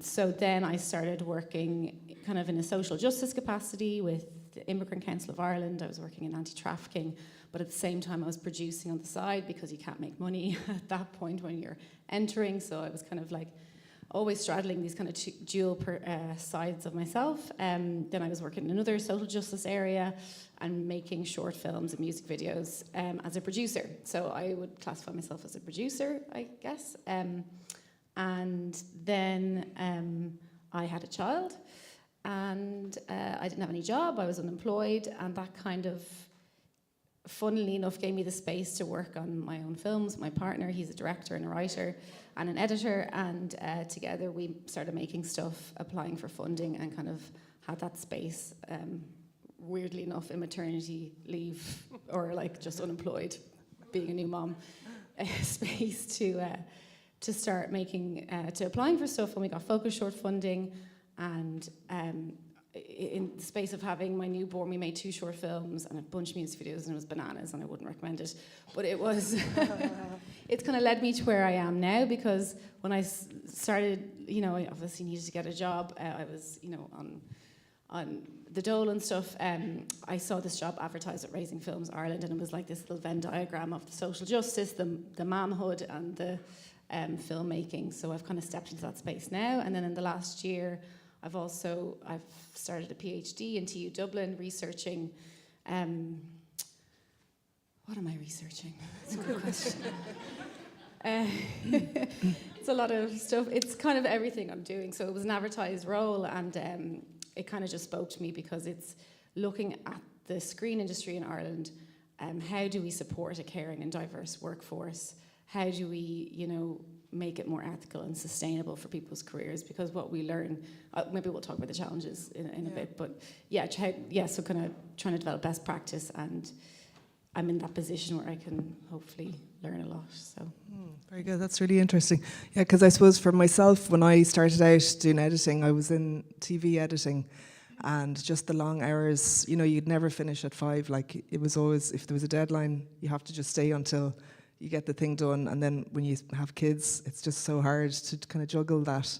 And I guess I was fortunate enough at the time to get a full-time job with Janet Beck over there, thanks Janet, in Glass Eye, where I was for 10 years. So that was great, having that kind of 9 to 5 security, was able to get a mortgage and all those kind of things. It was great.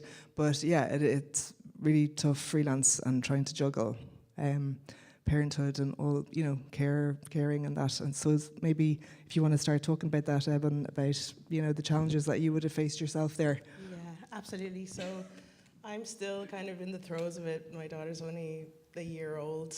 And it is hard trying to juggle both. Like, I think the most important thing is to be really transparent with your producers, like, as soon as you get offered the job. For me, it's, especially if it's not where I can go home at the end of the day, or if it's not in Dublin. So I'm very lucky that I have my mom in Dublin that she can look after if I'm working. But if it's somewhere else, like, straight away I say, well, I have my child, are you able to accommodate me to bring her and a childminder? Because at the moment, that's why as well it's important for us to create this hub down in the southeast as well, because at the moment the work is all over the country, you know, and it's not very feasible, especially when she gets older, like, you know, starting school and stuff, and there has to be a lot more stability. But like myself and Malone both have 2 set babies, basically, where we bring them on set. Yeah, bring them as much as we can. But for me, I just think it's really important to set boundaries with the production as soon as you're starting. Let them know what you need, and it's not you're not being unreasonable to say that you do need the support. And there's some amazing organizations like Raising Films who I've worked with, and you know, they really set up that support system for caregivers, parents, I think it's so important that we have that now in the film industry, so it's not just, you know, limited to certain people. Yeah, for sure. Yeah, thank you. How about yourself, Laura? Just in terms of like challenges that you would have had, just I suppose with work as well. You know, you were lucky to base yourself in Wexford. You didn't, but like, you know, when you're traveling with work, it can be hard then. With the kids, you know, you're away from them from long amounts of time. Well, and stuff. I think I'm coming up from a different generation than you. Like I said, it was, you didn't mention your family life. You know, as I was like, what's happened in the last few years is really amazing, and there's some incredible production companies now that actually hear that and that they're prepared to do that is amazing to me. And you know, we also kind of founded Screen Wexford as well, one of the founding members of Screen Wexford, and the big reason why it was, I would have separated with my partner when my son was 8 years old, and I knew how amazing the Wexford people were about like kind of helping, and they would come in, you know, like as I was doing like short films, and people were coming in and assisting on the short films and all that sort of stuff. But it was I would have really liked to have been able to pick my son up from school someday while I was working, and that's never happened, and it still hasn't happened. So the reality is we don't have enough production in Indigenous productions, and we're like, it's, you know, 8 years on since I set up my own company, and then we set up Screen Wexford, and you know, I still can't get a job. I still can't bring a production to my county, and as a director, the responsibilities are huge. I work from the moment that I start a new job, I work from morning till night. There is no break. It's the same when, you know, when I'm shooting. When I come back from a shoot, I'm immediately prepping for the next day. So there's never a break. So when I take on a job and that's 6 months' work, that is 6 months' work. And I will maybe work, maybe nowadays I've gone, okay, I'll take Sunday and I won't work on Sunday. So what I'm finding, because like, look, I'm 50 in 2 years, you know what I mean? So what I'm finding is that now I'm going, okay, I need to, you know, it's okay for me to create, to say I have some boundaries. Some of those things are like with my accommodation, but it still didn't work out. You know, my accommodation, I was shooting in Spain last year, and I'm saying, you know, like I have to have a place where my family can come. My family have to be able to visit me. And there was a massive rigmarole over that. On other productions, that's been fine. I've had the accommodation for my family, and that's worked out well. But it's like I feel really happy to hear that you're able to do these things now, because that I still feel like as an older woman in film, yeah, that I can't ask for those things. Yeah. You know, on the last shoot I couldn't bring my son onto the set, you know, and he's 15. So it's just, so the different rules apply. And I'm not, because I've also had amazing producers who've been, and generally kind of female producers who understand that sort of stuff. Julie Ryan is fantastic, you know, Julie, and Maxine. So there's been different productions, have had different experiences. But, you know, the reality is for me is that, like, I better not, I know that I can't really bring that stuff up too much, because they might just offer that job to somebody else. Yeah. You know, and that's just the truth when you're working at that level, I think, as well, is that like the show is everything, and you have to be prepared to put everything into that show.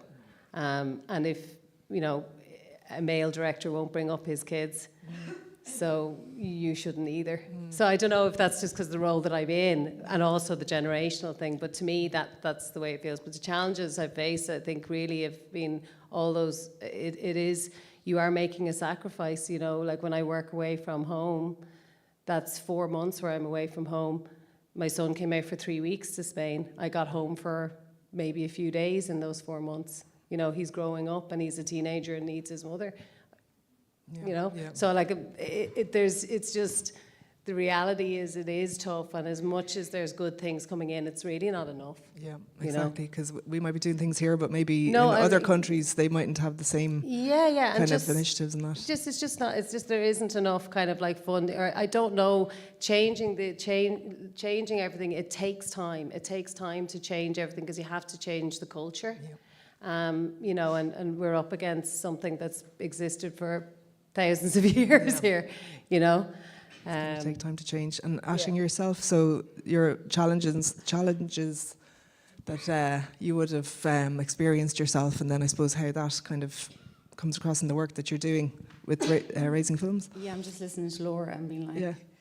the challenges are, I can speak about them from lots of different perspectives, but I think a lot of the work that we do with changing the culture, it does take time, and it does feel like it is starting to fizzle and change.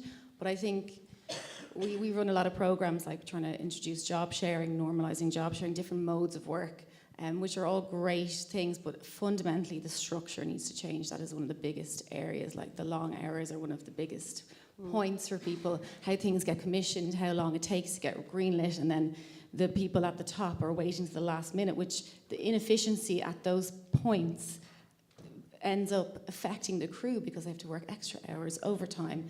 There's big structural things that I would say needs to change. From a personal point of view, I just need more time in my life. That's Can I just say as well, there's less money and they have higher expectations now. So the budgets are smaller, but they have much more ambitious expectations for what that project should look like at the end of it. And it's you know, it's difficult. Sorry, go on. Yeah, no, I know, and the time is so restrictive as well, and everything feels very last minute, you know, prep is shorter. All these things are happening for people. And then I guess from like a personal perspective as a producer, like producing short films, like I'm now starting to step into development and feature films, but like trying to, you know, there's points at that level that you've experienced and I've experienced where people are going, okay, we can do things a little bit differently from a very basic point of view. Like I did 3 shorts in the last year. Eben was on one of them. We offered her job sharing as a trial to see how that went. Like we had no money, but it was still like, let's have a go at this thing. You know, we have a start form. On the start form, we've kind of updated with every production. And it's like, okay, what can we, and I work with a producing partner now because it's so hard to produce on your own, especially when you're trying to manage having a daytime job to like finance yourself, when you're trying to make yourself get there as a producer and make money as a producer. So I now work with a producing partner who also, she works with the National Talent Academies, and the two of us, you know, trying to have a support network there. And so we're trying to bring in practices on very basic levels that like make things more inclusive. So we have a start form. On the start form, we have a question about like, are there any extra accommodations or things that we should be aware of that, you know, that would, you know, for, I can't even remember what the question is, but we've been evolving it every time. For example, childcare, because you can't ask people, do you need childcare? And there's, you know, there is a culture of don't say anything because I might not get the job. If I say no then because of these restrictions I have, then someone else is going to get the job. So you're in a very precarious position as a freelancer. So trying to offer that question out in a very, like, there's no monetary, like, you know, it's a very simple practice, but it's really great because then people feel like, oh, okay, I can say the things that I need to say. I have a caring thing. I have a puppy at home. Whatever the hell it is, like you can come and talk to us, and that's a very like simple little thing. On our last short that we filmed in, it was a Dunleary Rathdown one in June. We had our DP was had a very young baby, like 9 weeks old. So and she was breastfeeding. So we were trying to navigate how to support that.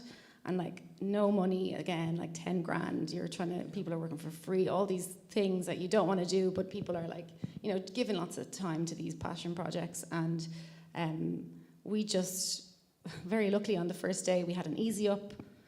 We were like, that is Eleanor's easy up.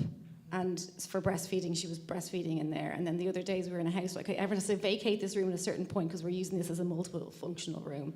And it was so, like, I was so embarrassed. I was like, I'm so sorry, we can't give you more. But even the fact that we talked about it in advance, on the PPM, I was like, everybody, this is an inclusive set. We are going to have a breastfeeding mother, that we are, like, we respect each other. And that, you know, it's just words can be very powerful. And she was like, this is amazing. amazing. And she was talking about how in another production on her other baby, she was like, you can have these invisible breastfeeding pumping things, which I didn't know about, but sound amazing. So you can wear them under your top. You can't even see them. They just work away, and you can pump on the go, which is class. Super efficient. Yeah. And she had them on efficient. a different set, but she was too embarrassed to say that she was too embarrassed to say she had a baby. Didn't want to say anything about her personal life because it thought it might affect things. And she said that the sound person picked up the... And they were like, there's some sound coming through. And she was so scarlet. But like, and then on this small production, when we were very open and like encouraging like her to be open about it, she was like, just like, yeah, I'm putting these in. You know, it was very supportive. And I think that's amazing. There was no money, but for that, like, that was amazing. Can I just say as well, like, it's such an amazing thing to be open about things like that, because that just reminded me of the first job I did after I had my daughter. She was only 5 months, and I was still breastfeeding, and yeah, I was just like pretty embarrassed to say it to anyone. It was like a bigger production company. They knew I had a very small child, but it wasn't really mentioned. It was, yeah. And then I was kind of like, oh, I need to pump here. So I like went to the car park, was in my car, the camera like trucks were on either side, and I was like down like this, like mortified. I was like, can I just go to the bathroom? And you know, like, so there is still that. I'm not gonna say, like, there is still elements of that. But you know, I mean, only in the last 2 years have we started saying, you know, women have their period on a set, and you have to have toilets, and you have to, if you're shooting in some rural area, you need to have a bathroom so a woman can go to the bathroom.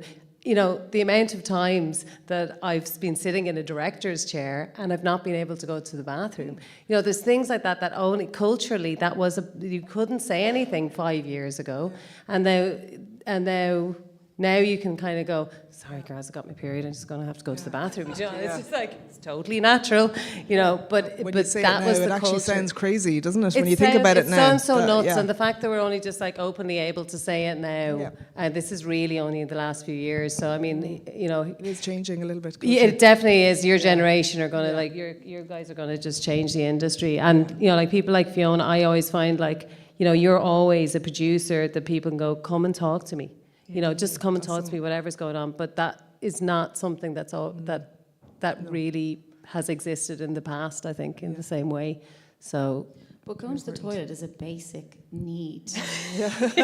Like, we did this work with Raising Films recently with a group, Women in Camera, and it was from focus puller, kind of emerging DPs down to trainees.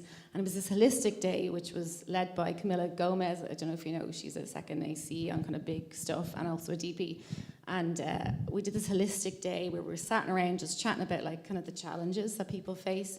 And it was fascinating because I think there were so many tears because people were just letting out what they were holding in, and so much burnout, so much stress, things like going to the toilet that they couldn't do. So then when you can't go to the toilet, you can't leave the floor, people don't drink water. Like, that is just so basic, but yet there's this culture of it. And the fact that we were sharing, and it was like, oh, you feel like that, I feel like that. People felt like they can't go on holidays because of this precarious thing about freelance work. There's just like a whole host of challenges that people face, you know, trying to manage their careers. Like, yeah, exactly, and mind yourself as well. Yeah, I mean, it's a particularly hard industry, I suppose, to have that balance in. But you know, like in terms of like what kind of support systems you have, I mean, that's important, isn't it? Like, what kind of support systems maybe did you have when you were starting out, and how that might have helped? Yeah, so support system is everything, and I know like a lot of people aren't fortunate enough to have a really strong support system, but I think you need to kind of find your network and make sure, you've solid people around you that are willing to help, whether it's your partner, your parents, friends. Like, you do need that to work in this industry. And just your perspective changes so much, like especially after having a child. It did for me anyway. Like, before I had her, I was just going from job to job to job, like, which you kind of... you can't say no to work when you're freelance. Yeah, being freelance, you just, like, I'd just be yeah, I just keep going. Whereas now I really have to think about the jobs that I want to do. Like I have to really want to do it to do it. And again, I'm lucky enough to be in that position.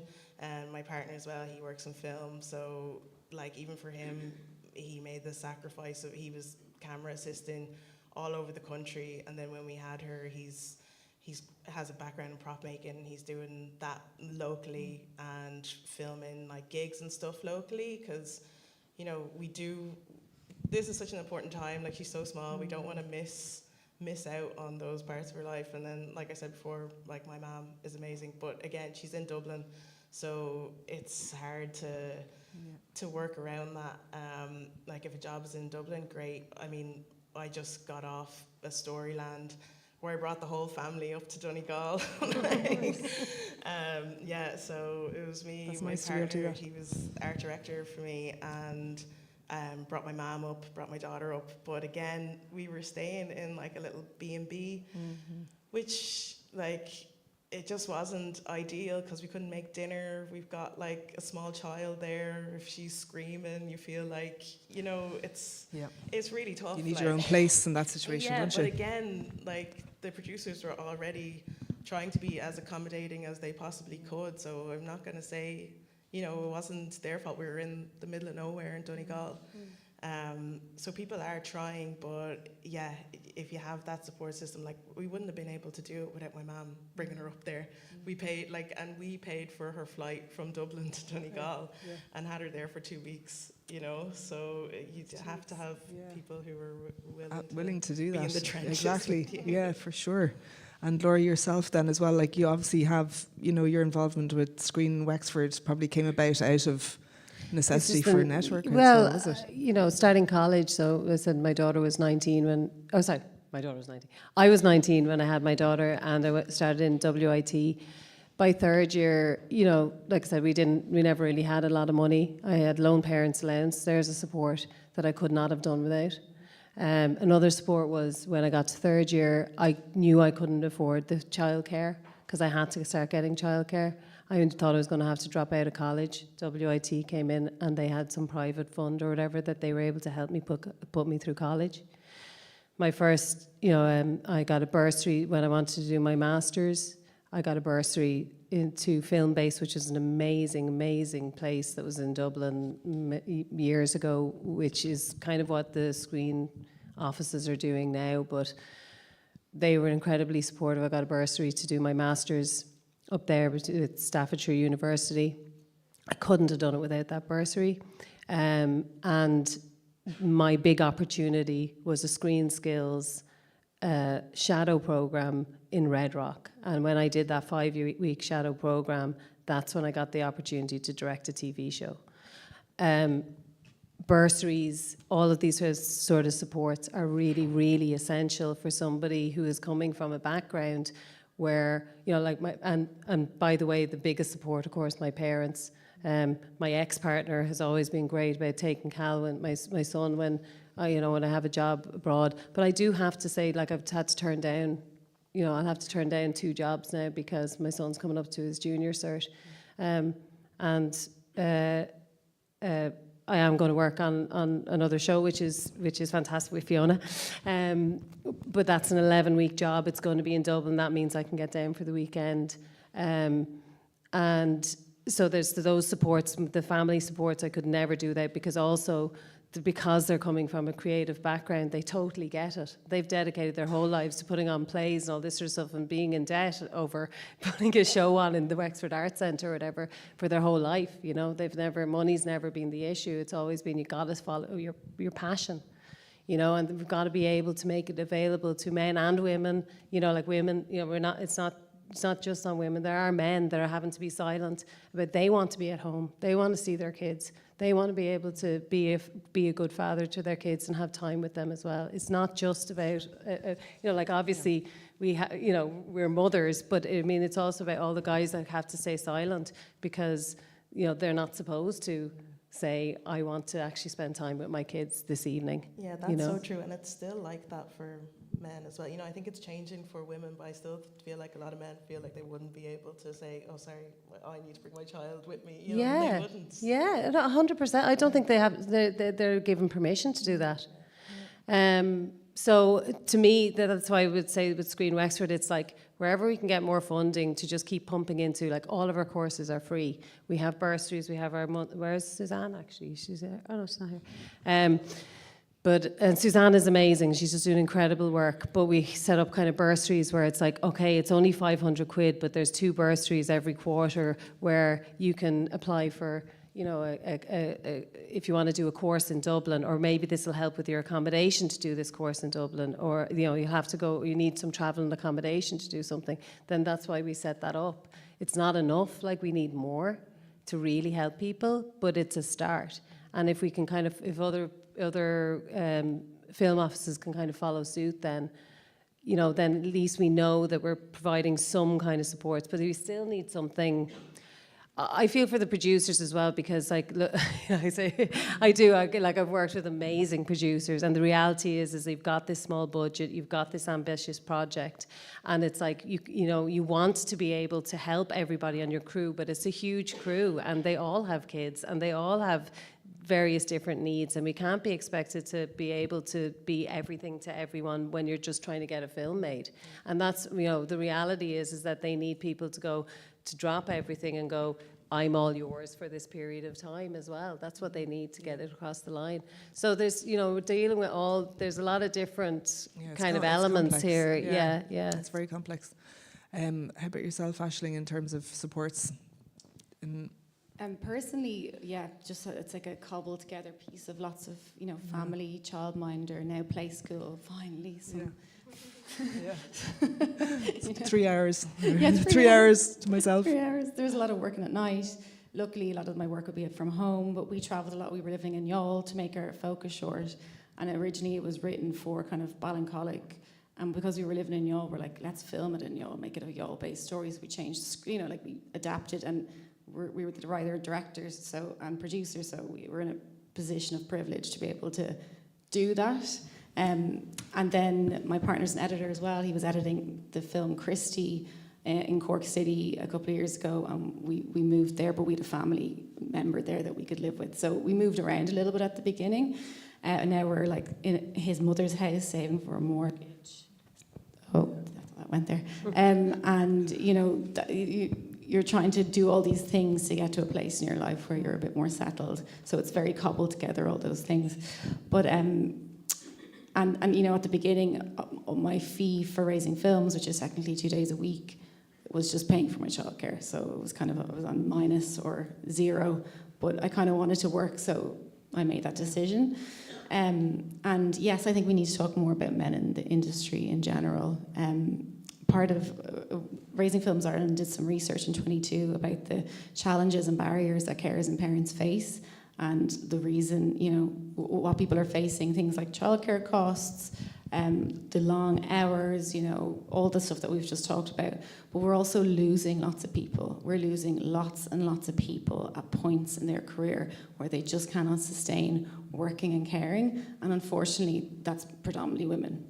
Like, women still do take on the caring roles. And I know somebody recently who's a director who was doing something in England, and it's just, it's a classic example of how we kind of, I guess, identify. He had to be over there, he had 2 small kids at home, and he was just, like, I heard this through a friend, and he was kind of saying, oh, I can't come home because of this, and he was too afraid to say anything about having kids. And that was the bottom line. He was too afraid to say anything. But if that was a woman in that position, and like, it's no shade in that, it's a normalized thing. You'd say, I'm a mother and I'm this and I'm that and that. I'm not just a filmmaker. And I think that kind of attitude needs to change. The film industry is an arts-based place and it's a creative space. But yeah, you know, there is this kind of like thing about calling it a creative industry. You know, it's arts and it's a passion and it's this and it's that, but it's also a place where people work. And that's really important. And yeah, we kind of, anyway, so sorry, I've just waffled on there for a minute, but some of the stuff that Raising Films Ireland has done from that research is trying to tackle some of those things. So we did a return to work program where we were trying to identify people who'd left or taken a pause or a break in their career who maybe wanted to come back in. And the stuff that those people were facing was really raw, and men and women actually in that group who we were in contact with. And, you know, things like confidence, loss of network, kind of like fear of returning, location-based, all the barriers like, you know, I can't go do those long hours, I can't work, you know, away from home. All those things that we were trying to kind of navigate with those people about maybe stepping into something else when they return, or, you know, maybe getting some extra training or support. So we had some funding there to help that. And we'd imagine the funding would help to like reintroduce someone back to work by helping pay for their job. But for one person in particular, a woman who was a second AD, she was working in on a feature in Sligo. We paid for the accommodation to have her whole family there. Her dad came up and minded the child. So it was like trying to support people to re-enter. But like she was still like, this is so hard. I was working like night shoots till 5 a.m. and then I'd come home, my child was jumping on my face. Like, that is insanely difficult. So I mean, it's hard to try figure out how you tackle those kind of areas. We're also trying to bring in job sharing, which is working really well at the moment. You did that, didn't you, Eben? Yeah, so I think I was one of the first job sharing roles I did with Raising Films myself, and an art director that I would have worked with really closely for years. Like, we just gel so well together, so I was happy to, you know, bring her up as production designer with me and share the role, and it went really well, didn't it? Malone was... Would you do it again, Eben? Yeah. Why? What have you got in mind? Yeah, no, it was amazing, and it worked so well. Just in terms of, like, I could do stuff earlier in the day, and then she could do stuff in the evening, like when we were dressing Mary Kate's house and stuff. You know, I was like, I need to get home, get the child to bed, and like Enya was happy to keep going. Or it worked really, really well, and I'd love to be able to do more job sharing, but again, it's trying to like put that forward to different production companies that aren't familiar with it, like Rye Films, like your company. You know, they were the ones that put it forward because you've worked with me and Enya before, knew that we kind of work well together. We did the workshop that Raising Films, they did like a job sharing workshop. So we both went to that, and I don't think I'd worked yet. I had, just after I had my daughter, and it was very inspiring. Like, I just felt like, okay, maybe I actually can go back to work, because I felt like that. It was so daunting, the thought of going back. Like I said before, I would just throw myself into a job, into production. Like, I am in that world from like as soon as I read the script. It's like that's so consuming, isn't it? Yeah. Yeah, it just consumes like every bit of you, like morning and night. Like, and I just thought, like, how am I gonna do this? And the longer I leave it, everyone's gonna forget about me, and I'll never get a job again, and like all that going through your mind. But then, one of the first things I did was the workshop at Raising Films on job sharing, and I felt like it gave me like more confidence, and meeting other women who had gone back, and just saying, you can like try and manage it. But we did that one, and it worked really, really well, and I'd love to do more, and I'd love for more production companies to try it. And why would production companies not want, like, what would be a kind of drawback to it? Well, best practice, so job sharing is two people sharing one job, and basically best practice says that you have a crossover day, so that you have time to share and unload and have your like meetings, creative problem solving, all that kind of stuff. So that's an extra day a week. So it's technically a 6-day role. So that's the kind of bit that's a funding thing as well. Like, you can do it without it, depends on the role. Some roles might need it as much, but best practice is that you have that time together. And the kind of benefits of it are that like you have like your creative problem solving is amazing. You're sharing the load, the emotional weight, all those things, and you've got renewed energy coming in as well. And I know job sharers in the industry who demand that they get, they've done it so many times that they demand that they have a crossover day paid for. And I know from line producers working with them that there was Ailish Bracken, who's our chairperson, she had them on a really tight budget feature film, and every department went over budget, every single one except for the one, and specifically set deck buying where they had it. And she puts it down to that like ability to have, you know, fresher brains, creative problem solving, all those things I just said, that was like a saving actually. So in the long term, it is a saving. We have a job share now on the Marion Keys show, Grown Ups, and the funding that we have for them to cover the crossover day, because we're trying to embed it, so we have funding to be like, right, we'll pay for this crossover day for you to trial it, so we can build a confidence in the job sharers themselves and like normalise it in the industry. But our funding ran out because it was a 23-week long job and we only have a limited number, but the production, we're like, yeah, we're going to take that on now. We see the value in them. They're actually brilliant. And as the production's gone on, they've seen the places where they can save money. So that's been really great for us, that kind of stuff. But I also think that there's places where we could be finding money to support people for those kind of caring responsibilities. Like for our events, for example, we offer childcare at our events for free. We, this year as well, at the Galway Film Fla, we did childcaring for free for filmmakers, which was the new thing, and we're trying to make that a normal thing. So just bringing it in different places, like the NTAs and the Raising Films, and lots of stakeholders were very like, do you need any extra accommodations? Do you need, you know, any extra, you know, childcare or care costs? It's the kind of stuff at these events that are industry, but maybe not production focused, but if it's happening in other places, maybe that can help it happen kind of on productions. But also things like there's a sustainability fund. Sustainability fund from Screen Ireland is for environmental sustainability, which is great, but what about the sustainability of the people? You know, maybe that's a place where we could be getting funding for these extra things that maybe a production can't cover. I know the NTAs have their short film scheme. They have a new thing called an access fund, which I know Eben benefited from, which was specifically for care costs. And the regional funding, there's lots of those things. I wonder, could we be more creative with how we use them, so that it's not just the production that has to take them on? It's a good idea, actually. Sorry, I'm just getting, I think we're running out of time. We might get any questions from the audience before we wrap up? Yeah. Far there. Yeah, first of all, I just want to express how grateful I am that this has been talked about. I just had my daughter just turned 1, and I was completely taken back how I just found myself sitting at home, not being able to work. So I was thinking, is it, to think about childcare, is it feasible to have from the screen, Waterford, Kilkenny, Wexford, to have childminders as part of the crew, to kind of have that idea that it has to be an integral part? Yeah, I think it is, just like Ashley was just saying, the NTA funding. I just recently did 2 NTA shorts, so both of them had that funding for childcare.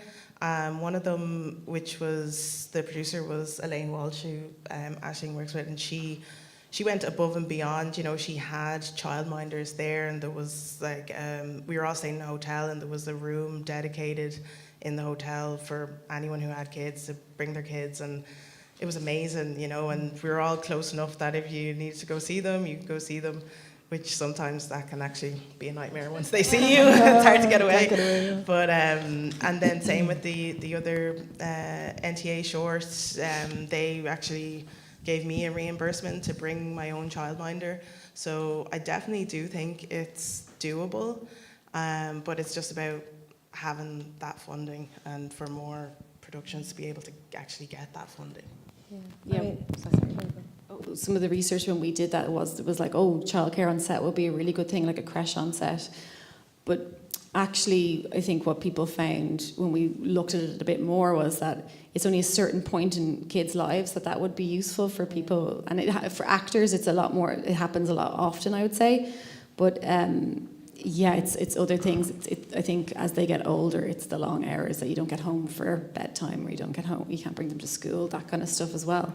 But I think it's more feasible in a sense with the younger children because, yeah, you can provide support. I was just trying to think, how do you incentivize it? I mean, like, the only way that you can make change is to throw money at it, really. Actually, sorry, not the only way, but years ago I was on the Equality Action Committee with the Screen Directors Guild, And at that time, there was really, really, really very few female directors. You know, we still have few female directors, but they started to incentivize it. So Screen Ireland will now pay for my wages, or whoever will pay for it. So it's now a benefit to a production company to take on a female director. They get more money to do that.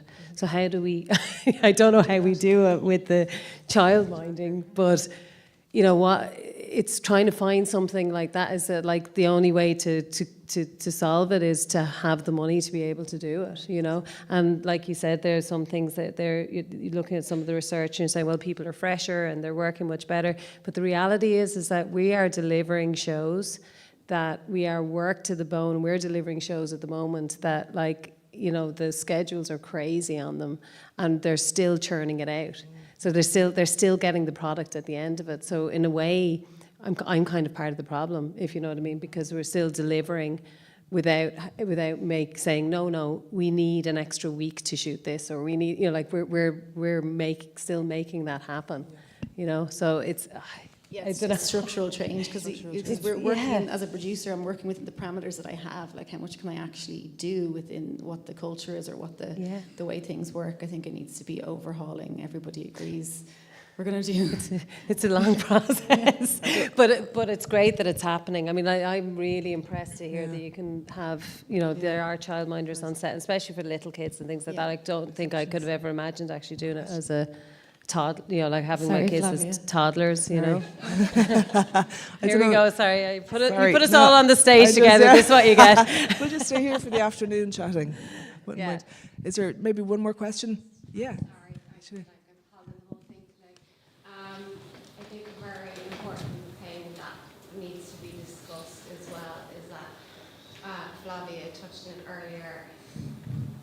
A lot more women are being diagnosed with ADHD, and as a result, women are going to burn out a whole lot faster because we're working all of these hours, and I guess it's an accommodation. And I know the industry is being very good with that, but like I think it's something specifically, and not just specifically for women, men as well, but like we're going to reach burnout quicker. I did last year. I had an ADHD diagnosis.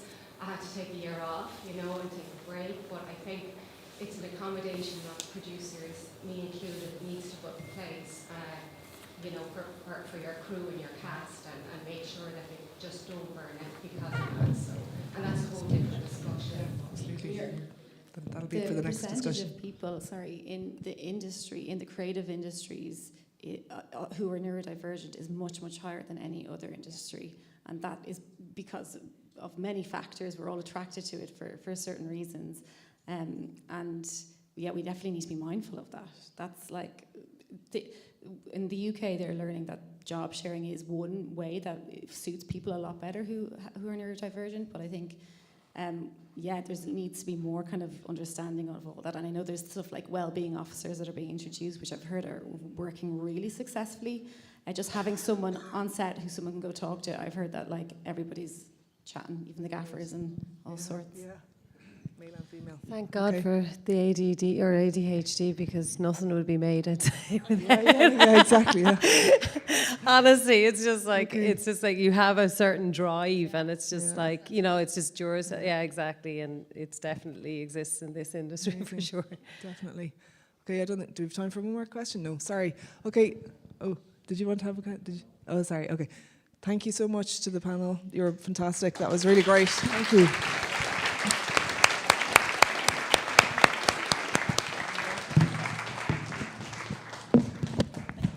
So everyone, we are on the move to our networking session. It's just 5 minutes away from here. Everything is set and ready to go. So please don't spend time in the Christmas market. You can come back to that. Okay? So we have literally the space for a very limited time. So if you can gather your things, go there, and we're going to have plenty of time to have really nice food, chat, meet each other, do a lot of networking. And I want to say thank you as well. this is going to be the end as well of the live stream for this side of the event. I want to say thank you so much to Women in Film and TV Ireland, Commission Naman, Agartha Lane as well for hosting us, and the local enterprise Waterford as well for sponsoring our networking session. If we could change our slide, thank you so much. Okay, so remember, no distractions, go straight. You have a goal, is to get to the next location, okay? Thank you. We have some of our lovely Waterford friends who are gonna guide you to our next location. So let's do it. Thank you, everyone, thank you.